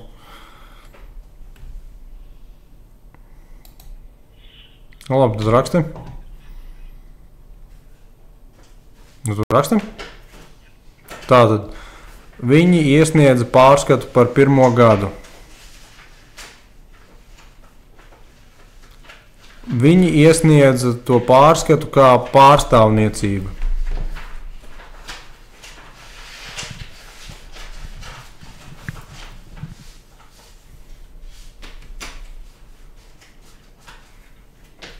Pārstāvniecība pievienotajos dokumentos norādīja, ka ir uzsākuši sadarbību ar dažādiem Latvijas rezidentiem.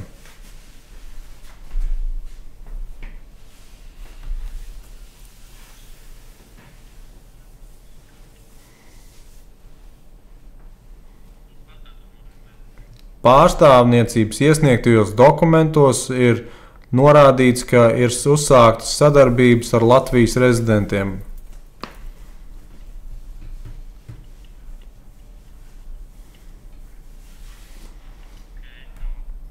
Nevienā no tiem dokumentiem nav minēts, ka kāds no tiem pārstāvjiem no Latvijas rezidentiem būs klients tam pārstāvāmajam uzņēmumam.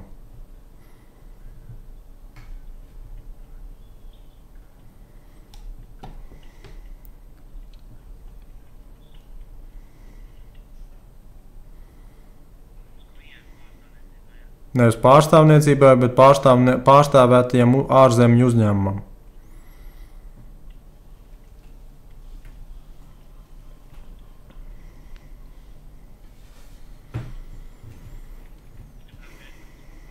Jā.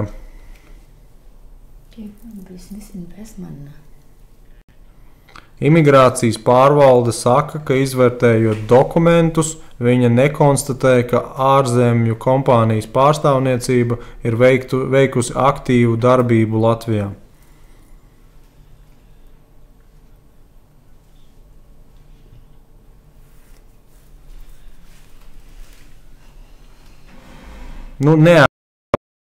Neapliecina ārvalsts komersanta pārstāvniecības aktīvu darbību.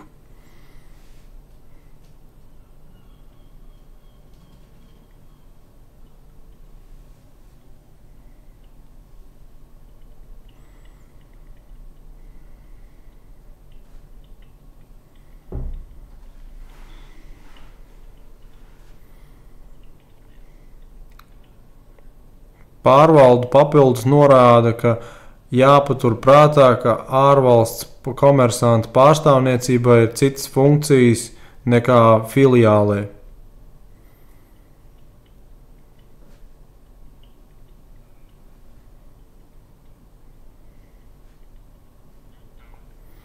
No tā izriet, ka ārvalsts komersanta pārstāvniecības galvenais uzdevums ir popularizēt ārvalsts komersantu un piesaistīt klientus tam.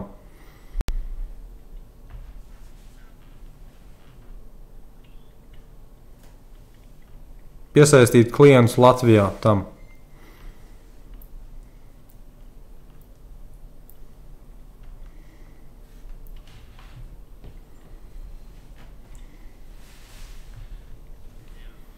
No tā visa minētā es personīgi secinu, ka imigrācijas pārvalde vienkārši gribēja redzēt dokumentus, kuros ir pateikts, ka ir potenciāli klienti ārzemju uzņēmumam. Tas, ko pārstāv, tam, ko pārstāv. Nu, nav. Un tagad pierakstu to problēmu jautājumu.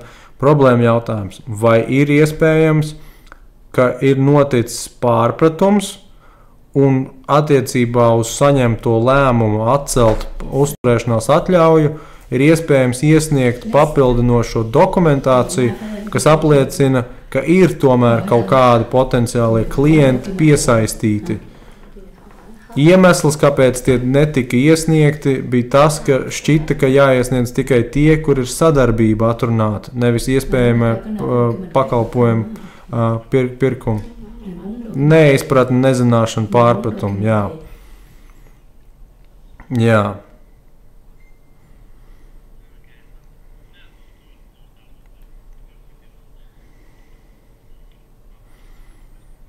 Un viņiem ir primāri tas, ka var pirmkārt apstrīdēt to lēmumu un iesniegt pie reizes tos papildinošos dokumentus, lai tomēr pārvērtētu to iespēju neatcelt uzturēšanās atļauju. Un otrs problēma jautājums, lai vismaz primāri, vai pareizāk sakot, agrāk, lai atceļ vai pārliek to datumu, kad ir jāizvācās. Jo viņiem ir norādīts līdz 15. jūnijam, un vajadzētu vismaz pagarināt to termiņu, lai tad varētu sagatavot tos papīrus, ko iesniegt un tam līdzīgi. Pierakstīt to? Nē, pierakst vienkārši saka, divi sanāk. Viens ir, vai varam apstrīdot to lēmumu, kā mēs varam apstrīdēt un vai mēs pie reizes varam iesniegt papildinošo dokumentu, kaut kādu kaudzi, un otrs ir, vai vismaz varat jau priekšlaicīgi pagarināt to datumu.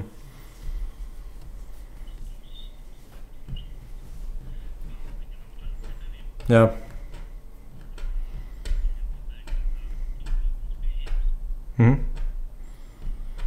Es tev uzlikšu vienkārši uz skaļrunu. Labi? Tūlītām. Var runāt.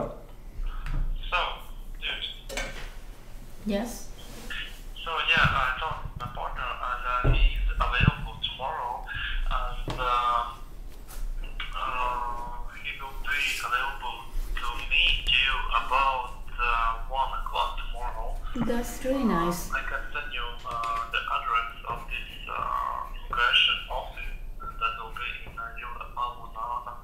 Yeah, number 1 is it? Yeah.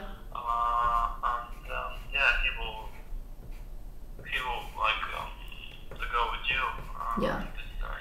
Yeah, that's cool. Help you with consultation with this Yes, persons who that's work really in the nice. immigration office and try to find out do some possible answers, possible actions and activities to solve this problem, I guess, and try to help with this case in general. And of course, since it's some kind of legal services that bill, the payment of these services will be about 100 euros. Yes. And this is for like coming with you to this immigration office and consultation, of course. But this 100 euros won't include the further paperwork, if there will be some necessary paperwork, of course. About the paperwork, we can settle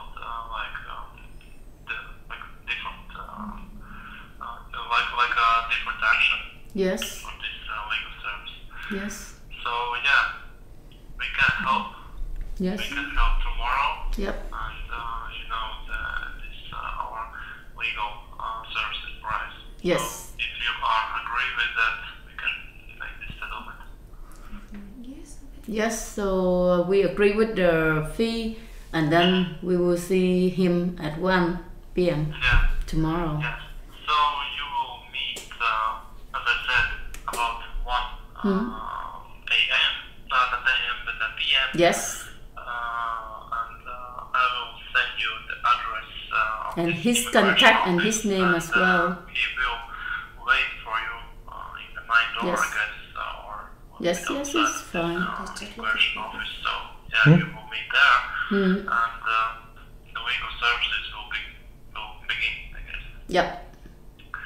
So okay, I will send you the address by WhatsApp, And his contact. meet him, my partner, tomorrow. Cool. And Thanks. yeah, after that, after the meeting, you can feel free to contact me and just tell everything. And if you have some legal questions as well, of course, you can address those questions to me. And I have one more information to you to give about this, my partner. I can warn you that his English isn't that good as, for example, mine or Latvia. So basically, And then I will talk to him in Vietnamese. Well, I told Arthur's the problem. He will tell him. Yeah. Understand everything in English, of course. He will consultate you as much as he can, and I think everything will be fine, of course. Yes. So again, we have this settlement, and It's nice. Thank you. we'll Thank start you. with legal help to do this immigration. Okay. Yes. Thanks so much. So yeah, we will try to help and everything will be fine. I guess this is some kind of misunderstand or I don't know. Okay. Wish so. So yeah, Yeah. Thank you. Thank you so much. it's okay. Yeah. See you soon. Okay, tad ja viss skaidrs, būtībā. Yep. Labi, tad jau jūs tālāk tur sazināties. Jā. Ok, labsim, čau. Nu, vai tad, ja kas, tu būs piesniegšu. Ok, jā, sarunās. Labi. Labsim, čau. Ask Artus to send Wait. that guy this one. Artur. The decision. Oh, whatever.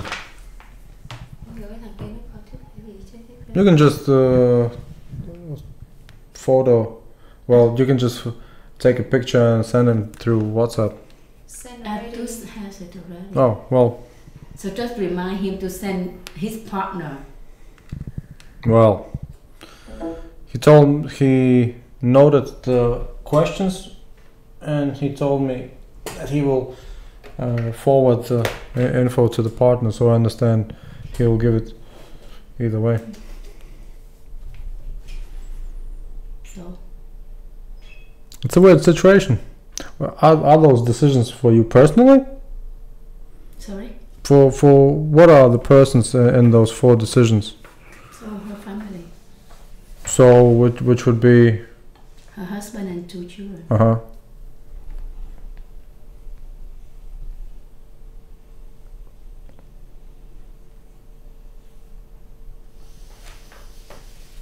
Yeah.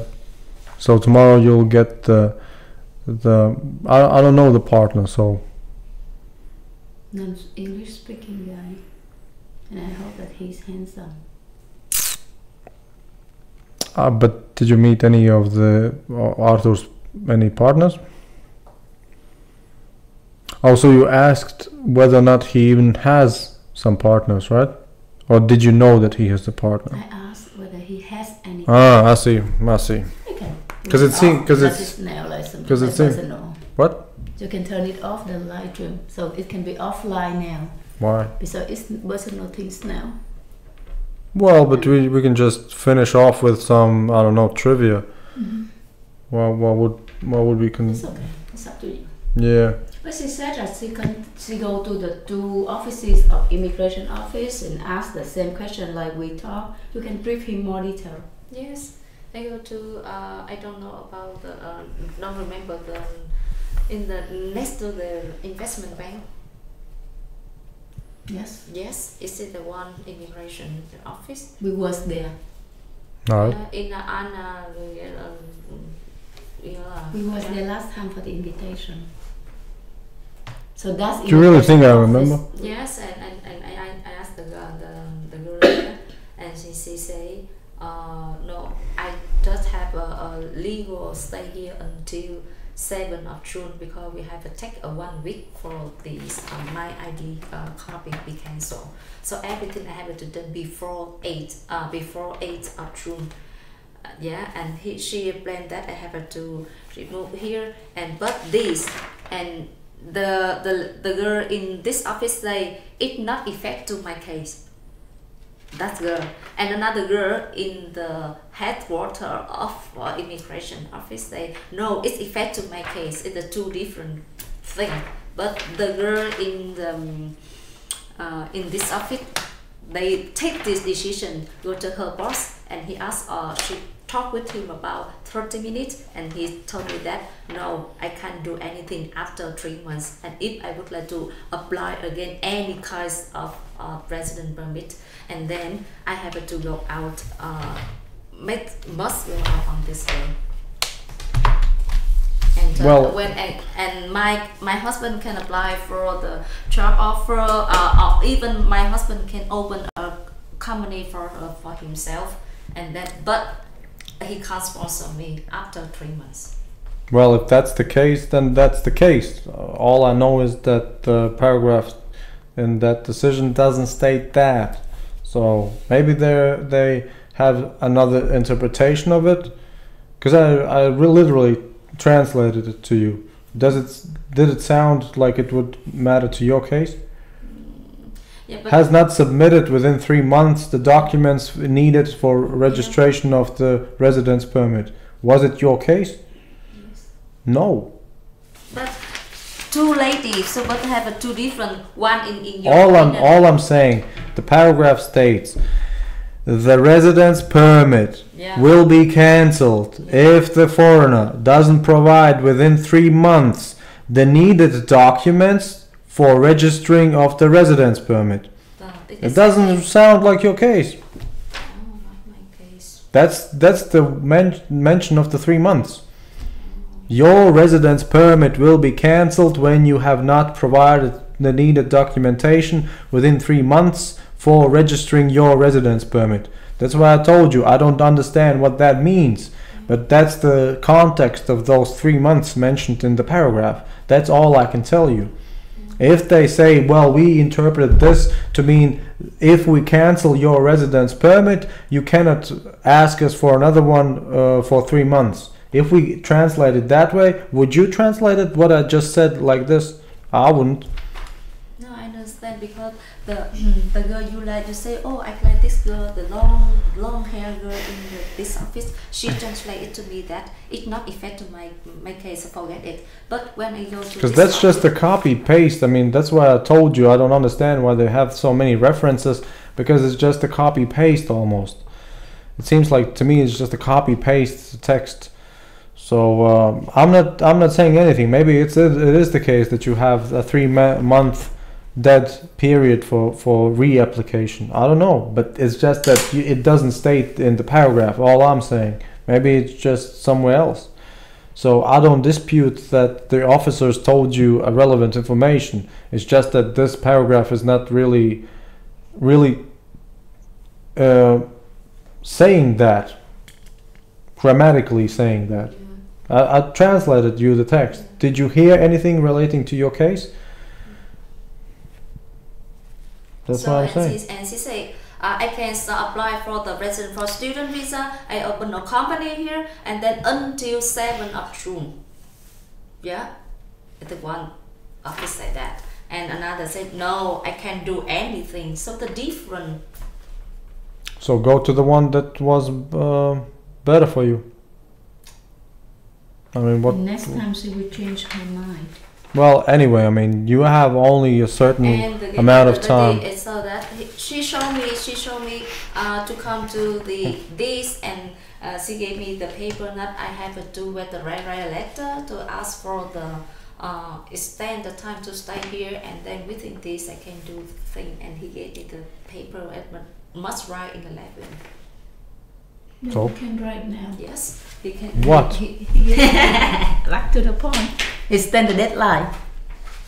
I don't understand And the reason why I stay here because I told her that I have a house and have a car, I have children go to the school and have the invest in a small shop, and so I have to show this stuff when then they forced me to leave Latvia. Look, again, we are back again to what I told you about earlier. You won't dispute separately the deadline.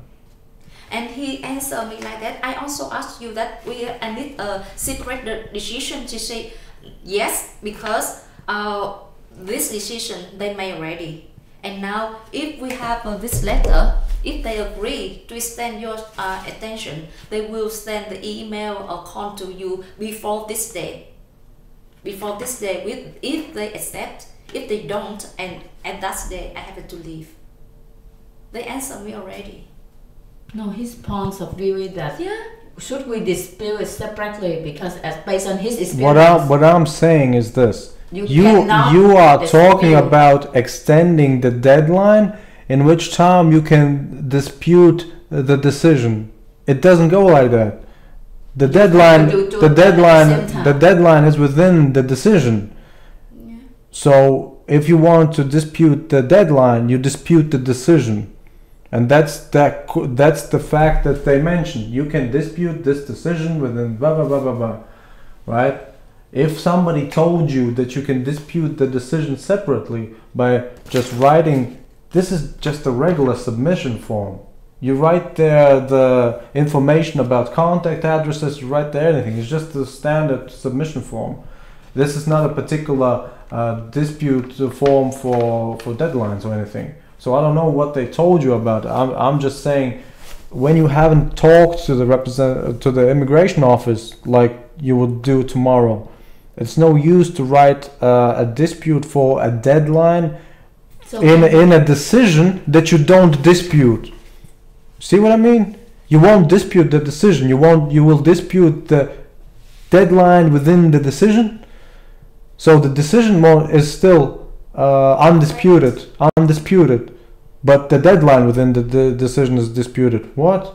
So what do you think if we put it separately like this? So now it's a letter. It's not a dispute. When you dispute the decision, you can separately say, first of all, I would like to ask for an extension of the deadline. Second of all, I would like to actually cancel that termination of my residence permit. Third, I would like for you to reevaluate my submissions based on the additional documentation I provided in order for you to actually grant me the extension for the residence permit. So 3 wishes, but they are related to the one decision. You don't make 3 submissions separately, right? No separate dispute of deadline, no separate dispute of the cancellation of residence permit, no separate submission for another residence permit. It's this, you dispute the decision. And why I say to you that it's risky is because once you dispute the deadline but not the decision, they will just for the dispute for the decision the time will just go on, and for the document they will see, all right, they want to dispute something that cannot be separately disputed. All right, we can just tell them, we received your letter, thank you, we will add it to the case material. That's it. Because this decision states what you can and what you cannot dispute. And that decision states you can dispute this decision according to the I think it mentions the law. Right? That's it. So if you want the deadline extended, you dispute the decision. If you want to terminate, if you want a new residence permit, you dispute the decision. If you want to cancel the decision to cancel the residence permit, you dispute the decision. It's always go back to the same decision. That's what I'm saying, and that's why I asked her whether or not she has ever disputed separately disputed a deadline. So we dispute the deadline so that we have more time to submit the document. But that's what I'm saying. When you provide the we don't call submission, this like the dispute, we call it like the letter. Like request letter. He say write a letter. So we say we need more time to sell the house, to sell the car, to sell blah, blah, blah. Yeah, and it's the same with the decision.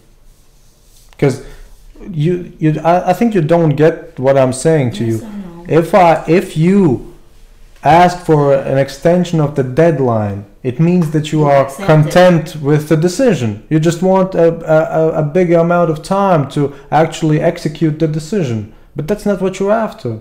Yeah. You want to dispute the decision, and for disputing the decision, you need more time. So it's the same.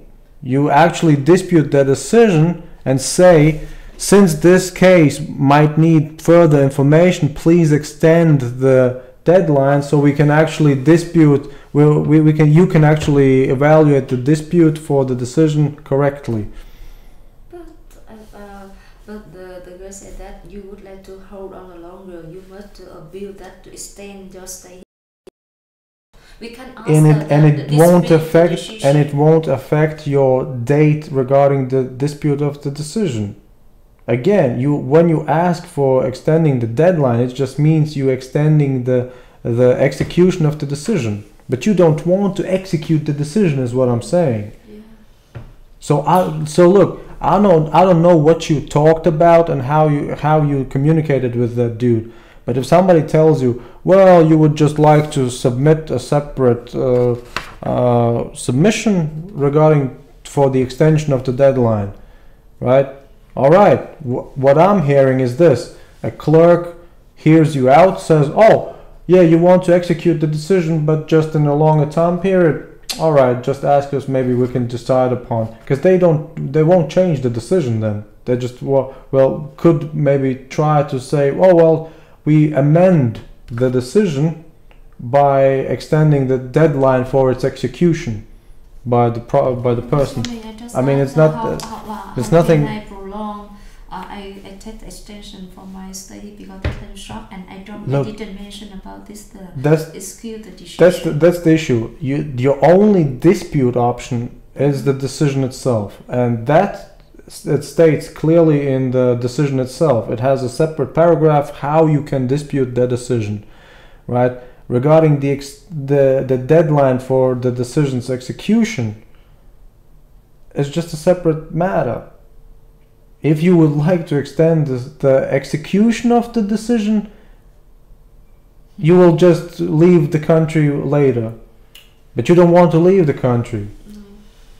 That's what I'm saying. So when you dispute the decision, you say, since we have a dispute going on, and since we might need to provide further information, please take this submission for the dispute of this decision and extend the deadline so we are able to actually provide you with all the information regarding this dispute of the decision.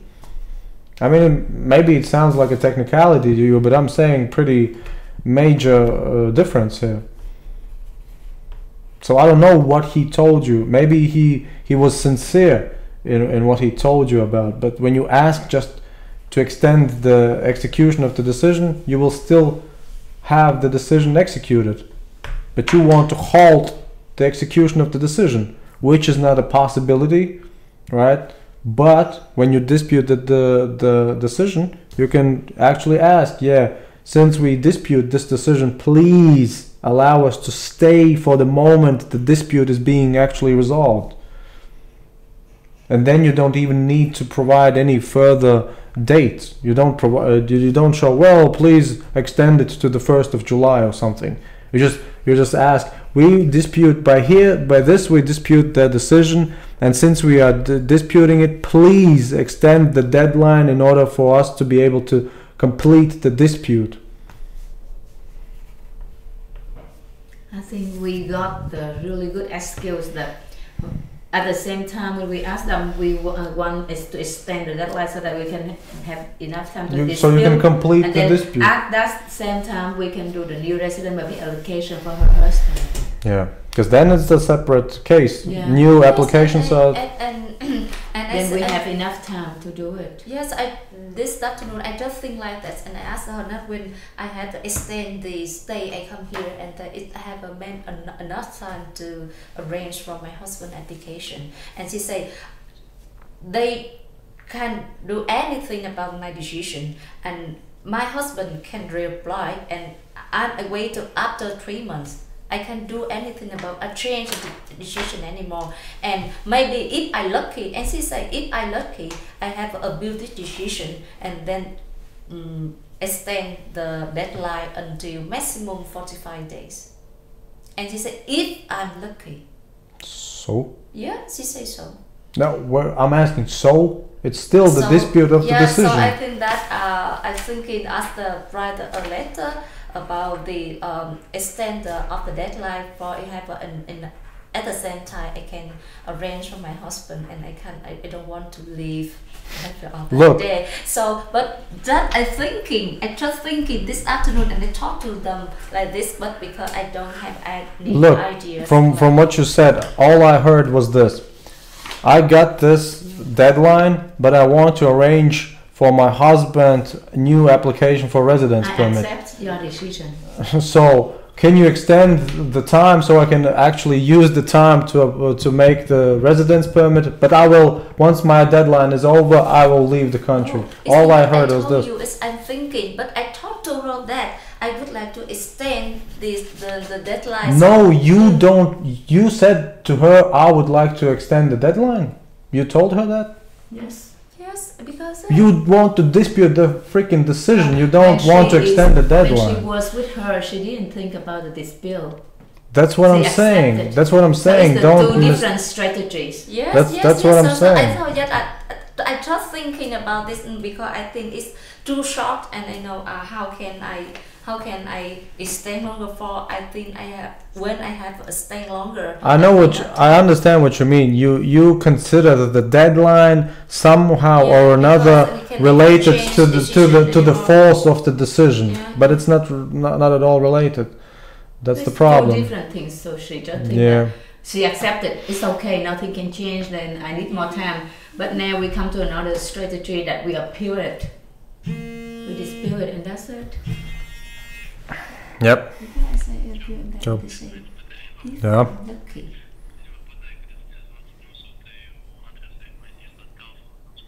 Viņam māks telefons izlādēs. Your battery went low, right? Huh? Your battery went low, right? Yeah. Yeah. Arthur sent you something on WhatsApp. Ko tu viņam nosūtīji linku? I'll check it. So, some information about the address you will meet. And his phone number. I send this to him. Un viņa numuru un vēl pārsūt viņam tad arī to lēmumu. Es saprotu, ka viņi tev WhatsAppā. He did that. Alright, tad pagaidām. Čau.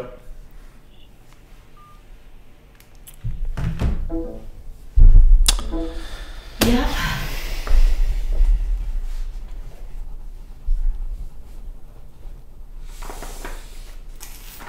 And if you need, look, if tomorrow you go to the office and they say, well, look, you can ask us to extend the deadline, and it will mean that we will delay the execution of the decision, and so you have, that's just disrespectful, you silly girl. But it's really comfortable. I believe you. So which means that you are actually obligating them to delay the whole decision. All right, but then that dude will be able to write that here. That's for sure. And if you need me, you can call me or text me. But all I'm saying is this: your deadline is directly attached to the decision. If you don't dispute the decision, you don't have any reason to dispute the deadline. No reason. Just because the deadline is attached to the execution of the So they decision. said That's that it. you extend the deadline because you need time to sell house, to sell Because the car. And that's not the Because scenario she you told me would like. We can do nothing change this decision. The best thing. Except when you freaking dispute it and they change themselves. Oh, because I don't know this. Well, they Exactly. tell you can dispute You this can dispute decision. within 2 So if you days. dispute it and they change their mind, you Yeah, don't have yeah. a. The girl just said to me, so I said, so how I can dispute? And he said, if dispute, they can just extend your stay here only. No. The girl said to me that. No, So at the maximum here for they- 45 days. No, they said here that you have they always said you Yeah, have the, the right right to to dispute. dispute in Yeah, 30 days or something. Yeah. Always. But it here they change about the You time. you understood that you only have the right to dispute the deadline. That's what you're telling me. Yeah. Come on, man. Don't believe that. Let me just check upon it. No, you always have the right to dispute the decision. Of course. No, I know the right to decision. This means we have the right to dispute the decision. And I also asked her, and then she said that we can do change any decision. And if I lucky, they can allow me Look, to stay longer than all I'm days. saying is this: take at least this scenario or this case as an example of what not to do. Don't go to those places where you need a native speaking translator. Don't go to those places where you need documentation that can be read on the spot. All those things. Why? Because again, they mentioned the same article that you mean, that says that if the foreigner, if the residence permit has been cancelled for the foreigner can dispute that decision to the head of the immigration office. No deadline disputation, not just the whole decision.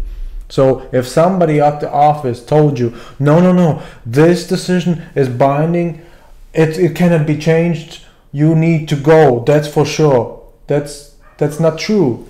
So my guess would be that they didn't tell you that. It was just a misunderstanding between you and the office clerk. Oh, I know that the 30 days, but he say the decision they will do process in 30 days, and now this day you have to go, so it's no time.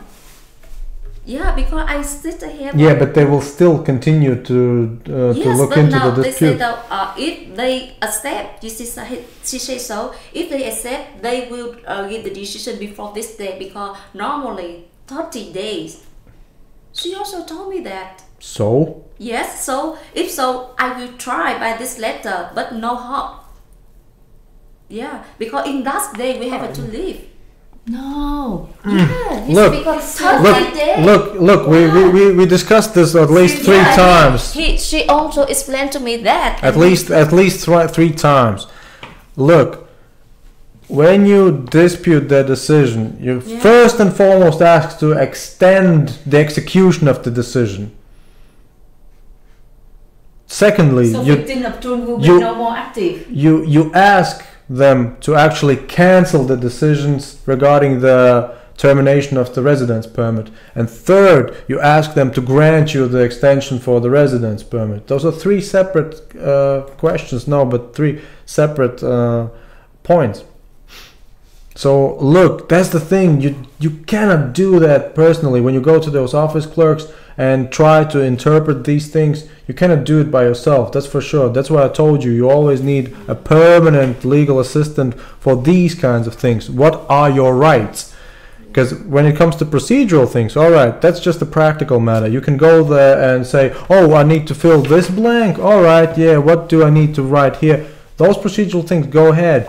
But when it comes to your rights, then this cannot happen. This cannot happen, that you have an understanding that you don't have the right to dispute the whole decision, and that you don't have the right to actually dispute the decision by diversifying your points. Because you just say, well, we dispute this decision. First and foremost, we ask to extend the execution of the decision so we can actually be able to be here to complete the dispute process. Second of all, we like to cancel the termination of the residence permit. Third of all, we like to ask you to grant us the extension of the residence permit. That's what I'm saying.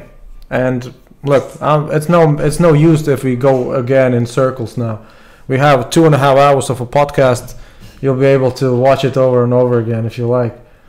But other than that, it's just the matter of finding out whether or not they in the immigration office can tell you something more. If you can provide certain documentation, if you can provide something more. But the dispute, it's about all of the decision, including the deadline. So what she told you probably was this: when you dispute the decision, it doesn't affect the deadline, which means your dispute process will go on, but the deadline will come and you will need to go before we even can make the decision, final decision. So that's why if you want to actually extend the deadline, you ask that in the dispute submission first. First of all, I want you to extend the deadline for me to be able to complete the dispute process in Latvia. Second of all, I dispute the termination of my residence permit. Third of all, I dispute the decision not to grant the extension. It's 2 hours 49 minutes. So you will be able to go back and just list point by point what I just said. I have all already. That's what I mean. Are you ticklish? Yeah. Yep. So tomorrow, 1 For o'clock. the next step, is there any point that you disagree with him? No, with some agree. Some on his point view, I talked to the lady there, but I agree with you that this afternoon I didn't mention about the dispute decision. It means that the cancel or the termination of my resident permit. I just blah blah blah, and it means that I agree with the decision, and I told the extension for longer only. Okay, then you strategy. Let's see tomorrow. Yeah. Cool, done. And you still need to talk to the what you wanted to talk to the Bauska guy, right? And what else? Will Kittles do you some good? He said he will see, All right. but he will forget tomorrow when he wake up. Well, remind him. I don't think he's capable for that. And legal run things now. at this point, I think you need to take every straw you get. Yeah, as much as I can. Yeah. But the problem is that I don't have much time, so I need to have really good strokes. Otherwise, I will stuck. What? I need to have really good one. Otherwise, I will stuck because I don't have much time. Well, again, I mean, I told Arthur's the Very early in the morning on 3rd of June, I will travel for 1 month. so. No time. That's why you need a permanent assistant. I did ask you so many times about it. And I told you so many times about it. That's what I don't want to hear. You don't want to hear from me? I don't want to hear from you. The same problems. Because all of your problems are almost like this. I don't have anybody to do this. See what I mean? want to meet you right now. Right? See what I mean? So, I guess this is the final call. Forget it. And really talk to some attorneys. Talk to some attorneys and do your due diligence on that. Because you, I suppose, probably plan to stay in Latvia for quite a while. Which means you need some legal backing. But you just really need people who do that, only that. I mean, who don't do podcasts on the side. Okay. I will release you now. Any final thoughts? No, thanks. Actually, when I made the description, look what I wrote. Business. Did we talk about business? Food? Well, we talked a lot about immigration, that's for sure. Yeah. Food. We didn't talk about food, right? Later. Didn't food. Next time. Well, at least we now mentioned food. just the word food. Business. Did we talk about business? Did you get my Vietnamese baguette last time, like a gift? Yeah. I didn't hear any voice like, it's okay, it's really good, thank you, or something. Come on, it's just bread. What are you talking about? It's just bread. It's a homemade one. We thought it was from your restaurant. No, he got it from my house. I thought it was from your restaurant. So we talk about food. Okay. Yeah. Okay. So what else? You now. Everything in between. A lot of everything in between. No, we just talked. Nah. Imagine we talked 3 hours about one paper. Because it's really important. Well, for sure it's important. Yeah. Okay. So what's new with your business? Businesses. Last time I checked, you had a restaurant, a liquor store. What else? Cosmetic. Now you have one? I think 3 months already. Really? Yeah. There's something like road gas. What? Something like road gas vehicles. Drogas. So, but that's not. So you have a competitor to Drogas? Yeah, I'm not that big to compete competitive, but we have the products like So what's it called and where it is? Where is it? Yes, sir. In Ietsuva. All right. So So time to go to sleep. You for sure, really tired. for sure. And And how's the alcohol business? I have really big competitor as Dreamy, so he really want to kill me. I thought you told me that Rimi is not a competitor to you because they are too expensive. Yeah, and they really big and they have really power with suppliers, and then they have really good discounts. Do you have the alcohol outlet Yeah. store? No. Is that like a franchise? No, But you use their brand, right? no. They are Uncle Outlet. I am at Uncle Outlet. Wait a second, but alcohol outlet is a separate brand, right? A separate company. Yes. So what do you provide them with? I didn't provide anything. I just opened my new outlet. But you are calling it the same. No, I call them the at Uncle Outlet, and their franchise is Uncle Outlet, not at. So the at is the only difference? Oh, In terms of the name, I thought you just used their No. infrastructure. no, Oh. I didn't. I'm not their franchise. Mm-hmm. Franchiser. All right. Good to know that. Really big. The alcohol outlet? Mhm. And they are Yeah. not related in any way to No. you? Ah, Now okay. they have one more guy, Uncle Market. Alcohol market. I saw them in Estonia and here as well. Mhm. You don't drink yourself, right? Little bit. What do you drink? Any. Bakery, beer, wine. Really? Says on the beach. Well, it's a cocktail Yeah, and activity. yeah. But do you really, let's say, I don't know. I'm not a drinking fan. Yeah. Just a little bit. Because I had the Czech dude on the test pilot, and he told me, yeah, in Czech Republic, everybody just drinks beer. You do business. What's the link between me and Czech Republic? What? What's the link between me and Czech Republic? You do business in Czech Republic, don't you? Somehow. But you have the partner, the Martin, right? Mhm. So, They you bring a lot. Czech. where will you travel in June?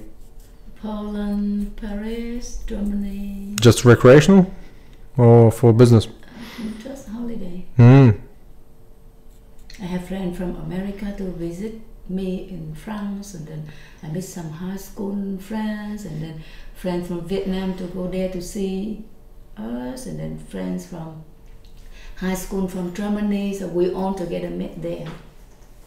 What did you arrange with that Vietnamese dude? Did you arrange anything with him? Who? That one who stayed and brought the He has just bread. post on my Facebook that thank you for my welcome, and it's really funny that he said that I'm in Estonia. on your. You can go to mine and you see it. Yeah. So that's what he said, but the thing is This? that he said that I'm in Estonia. Ah. Well, he can make an edit. Yeah.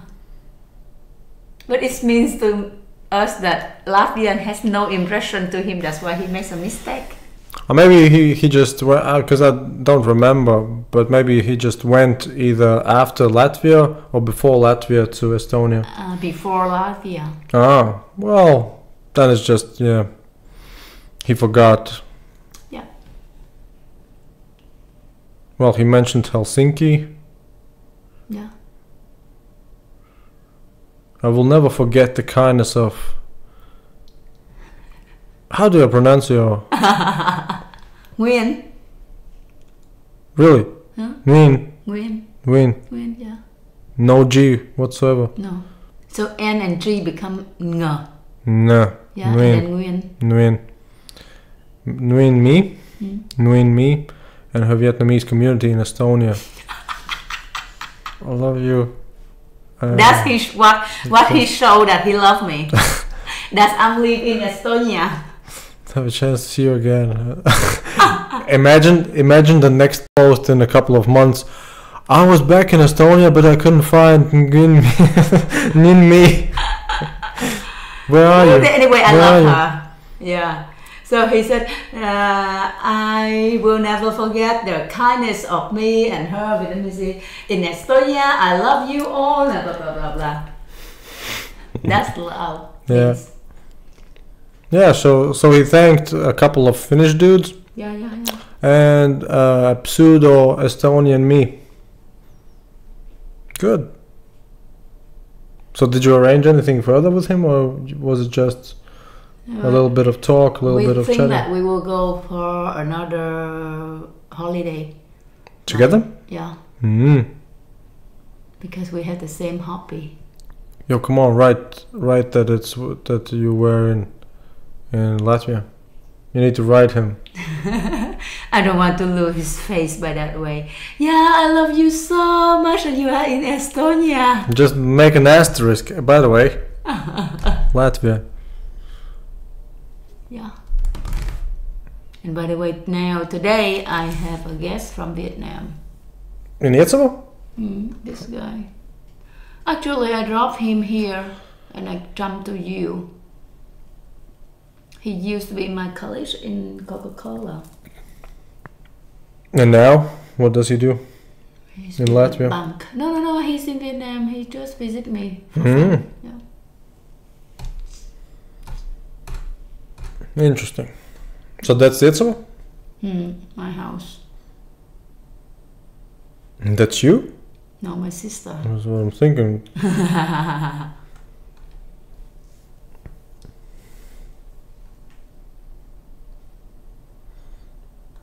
All right, enough with Estonian photos. Did I tell you that I start painting?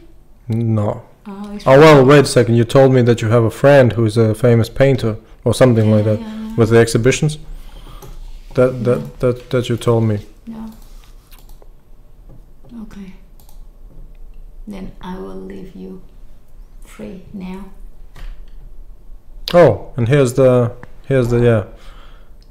link to your restaurant. It's nice. Yeah, pretty cool. Pretty cool. Yeah. I like it. Yeah. Lovely. Thanks. Are we finished now? Really? Your eyes look like... So soon? Yeah, really early.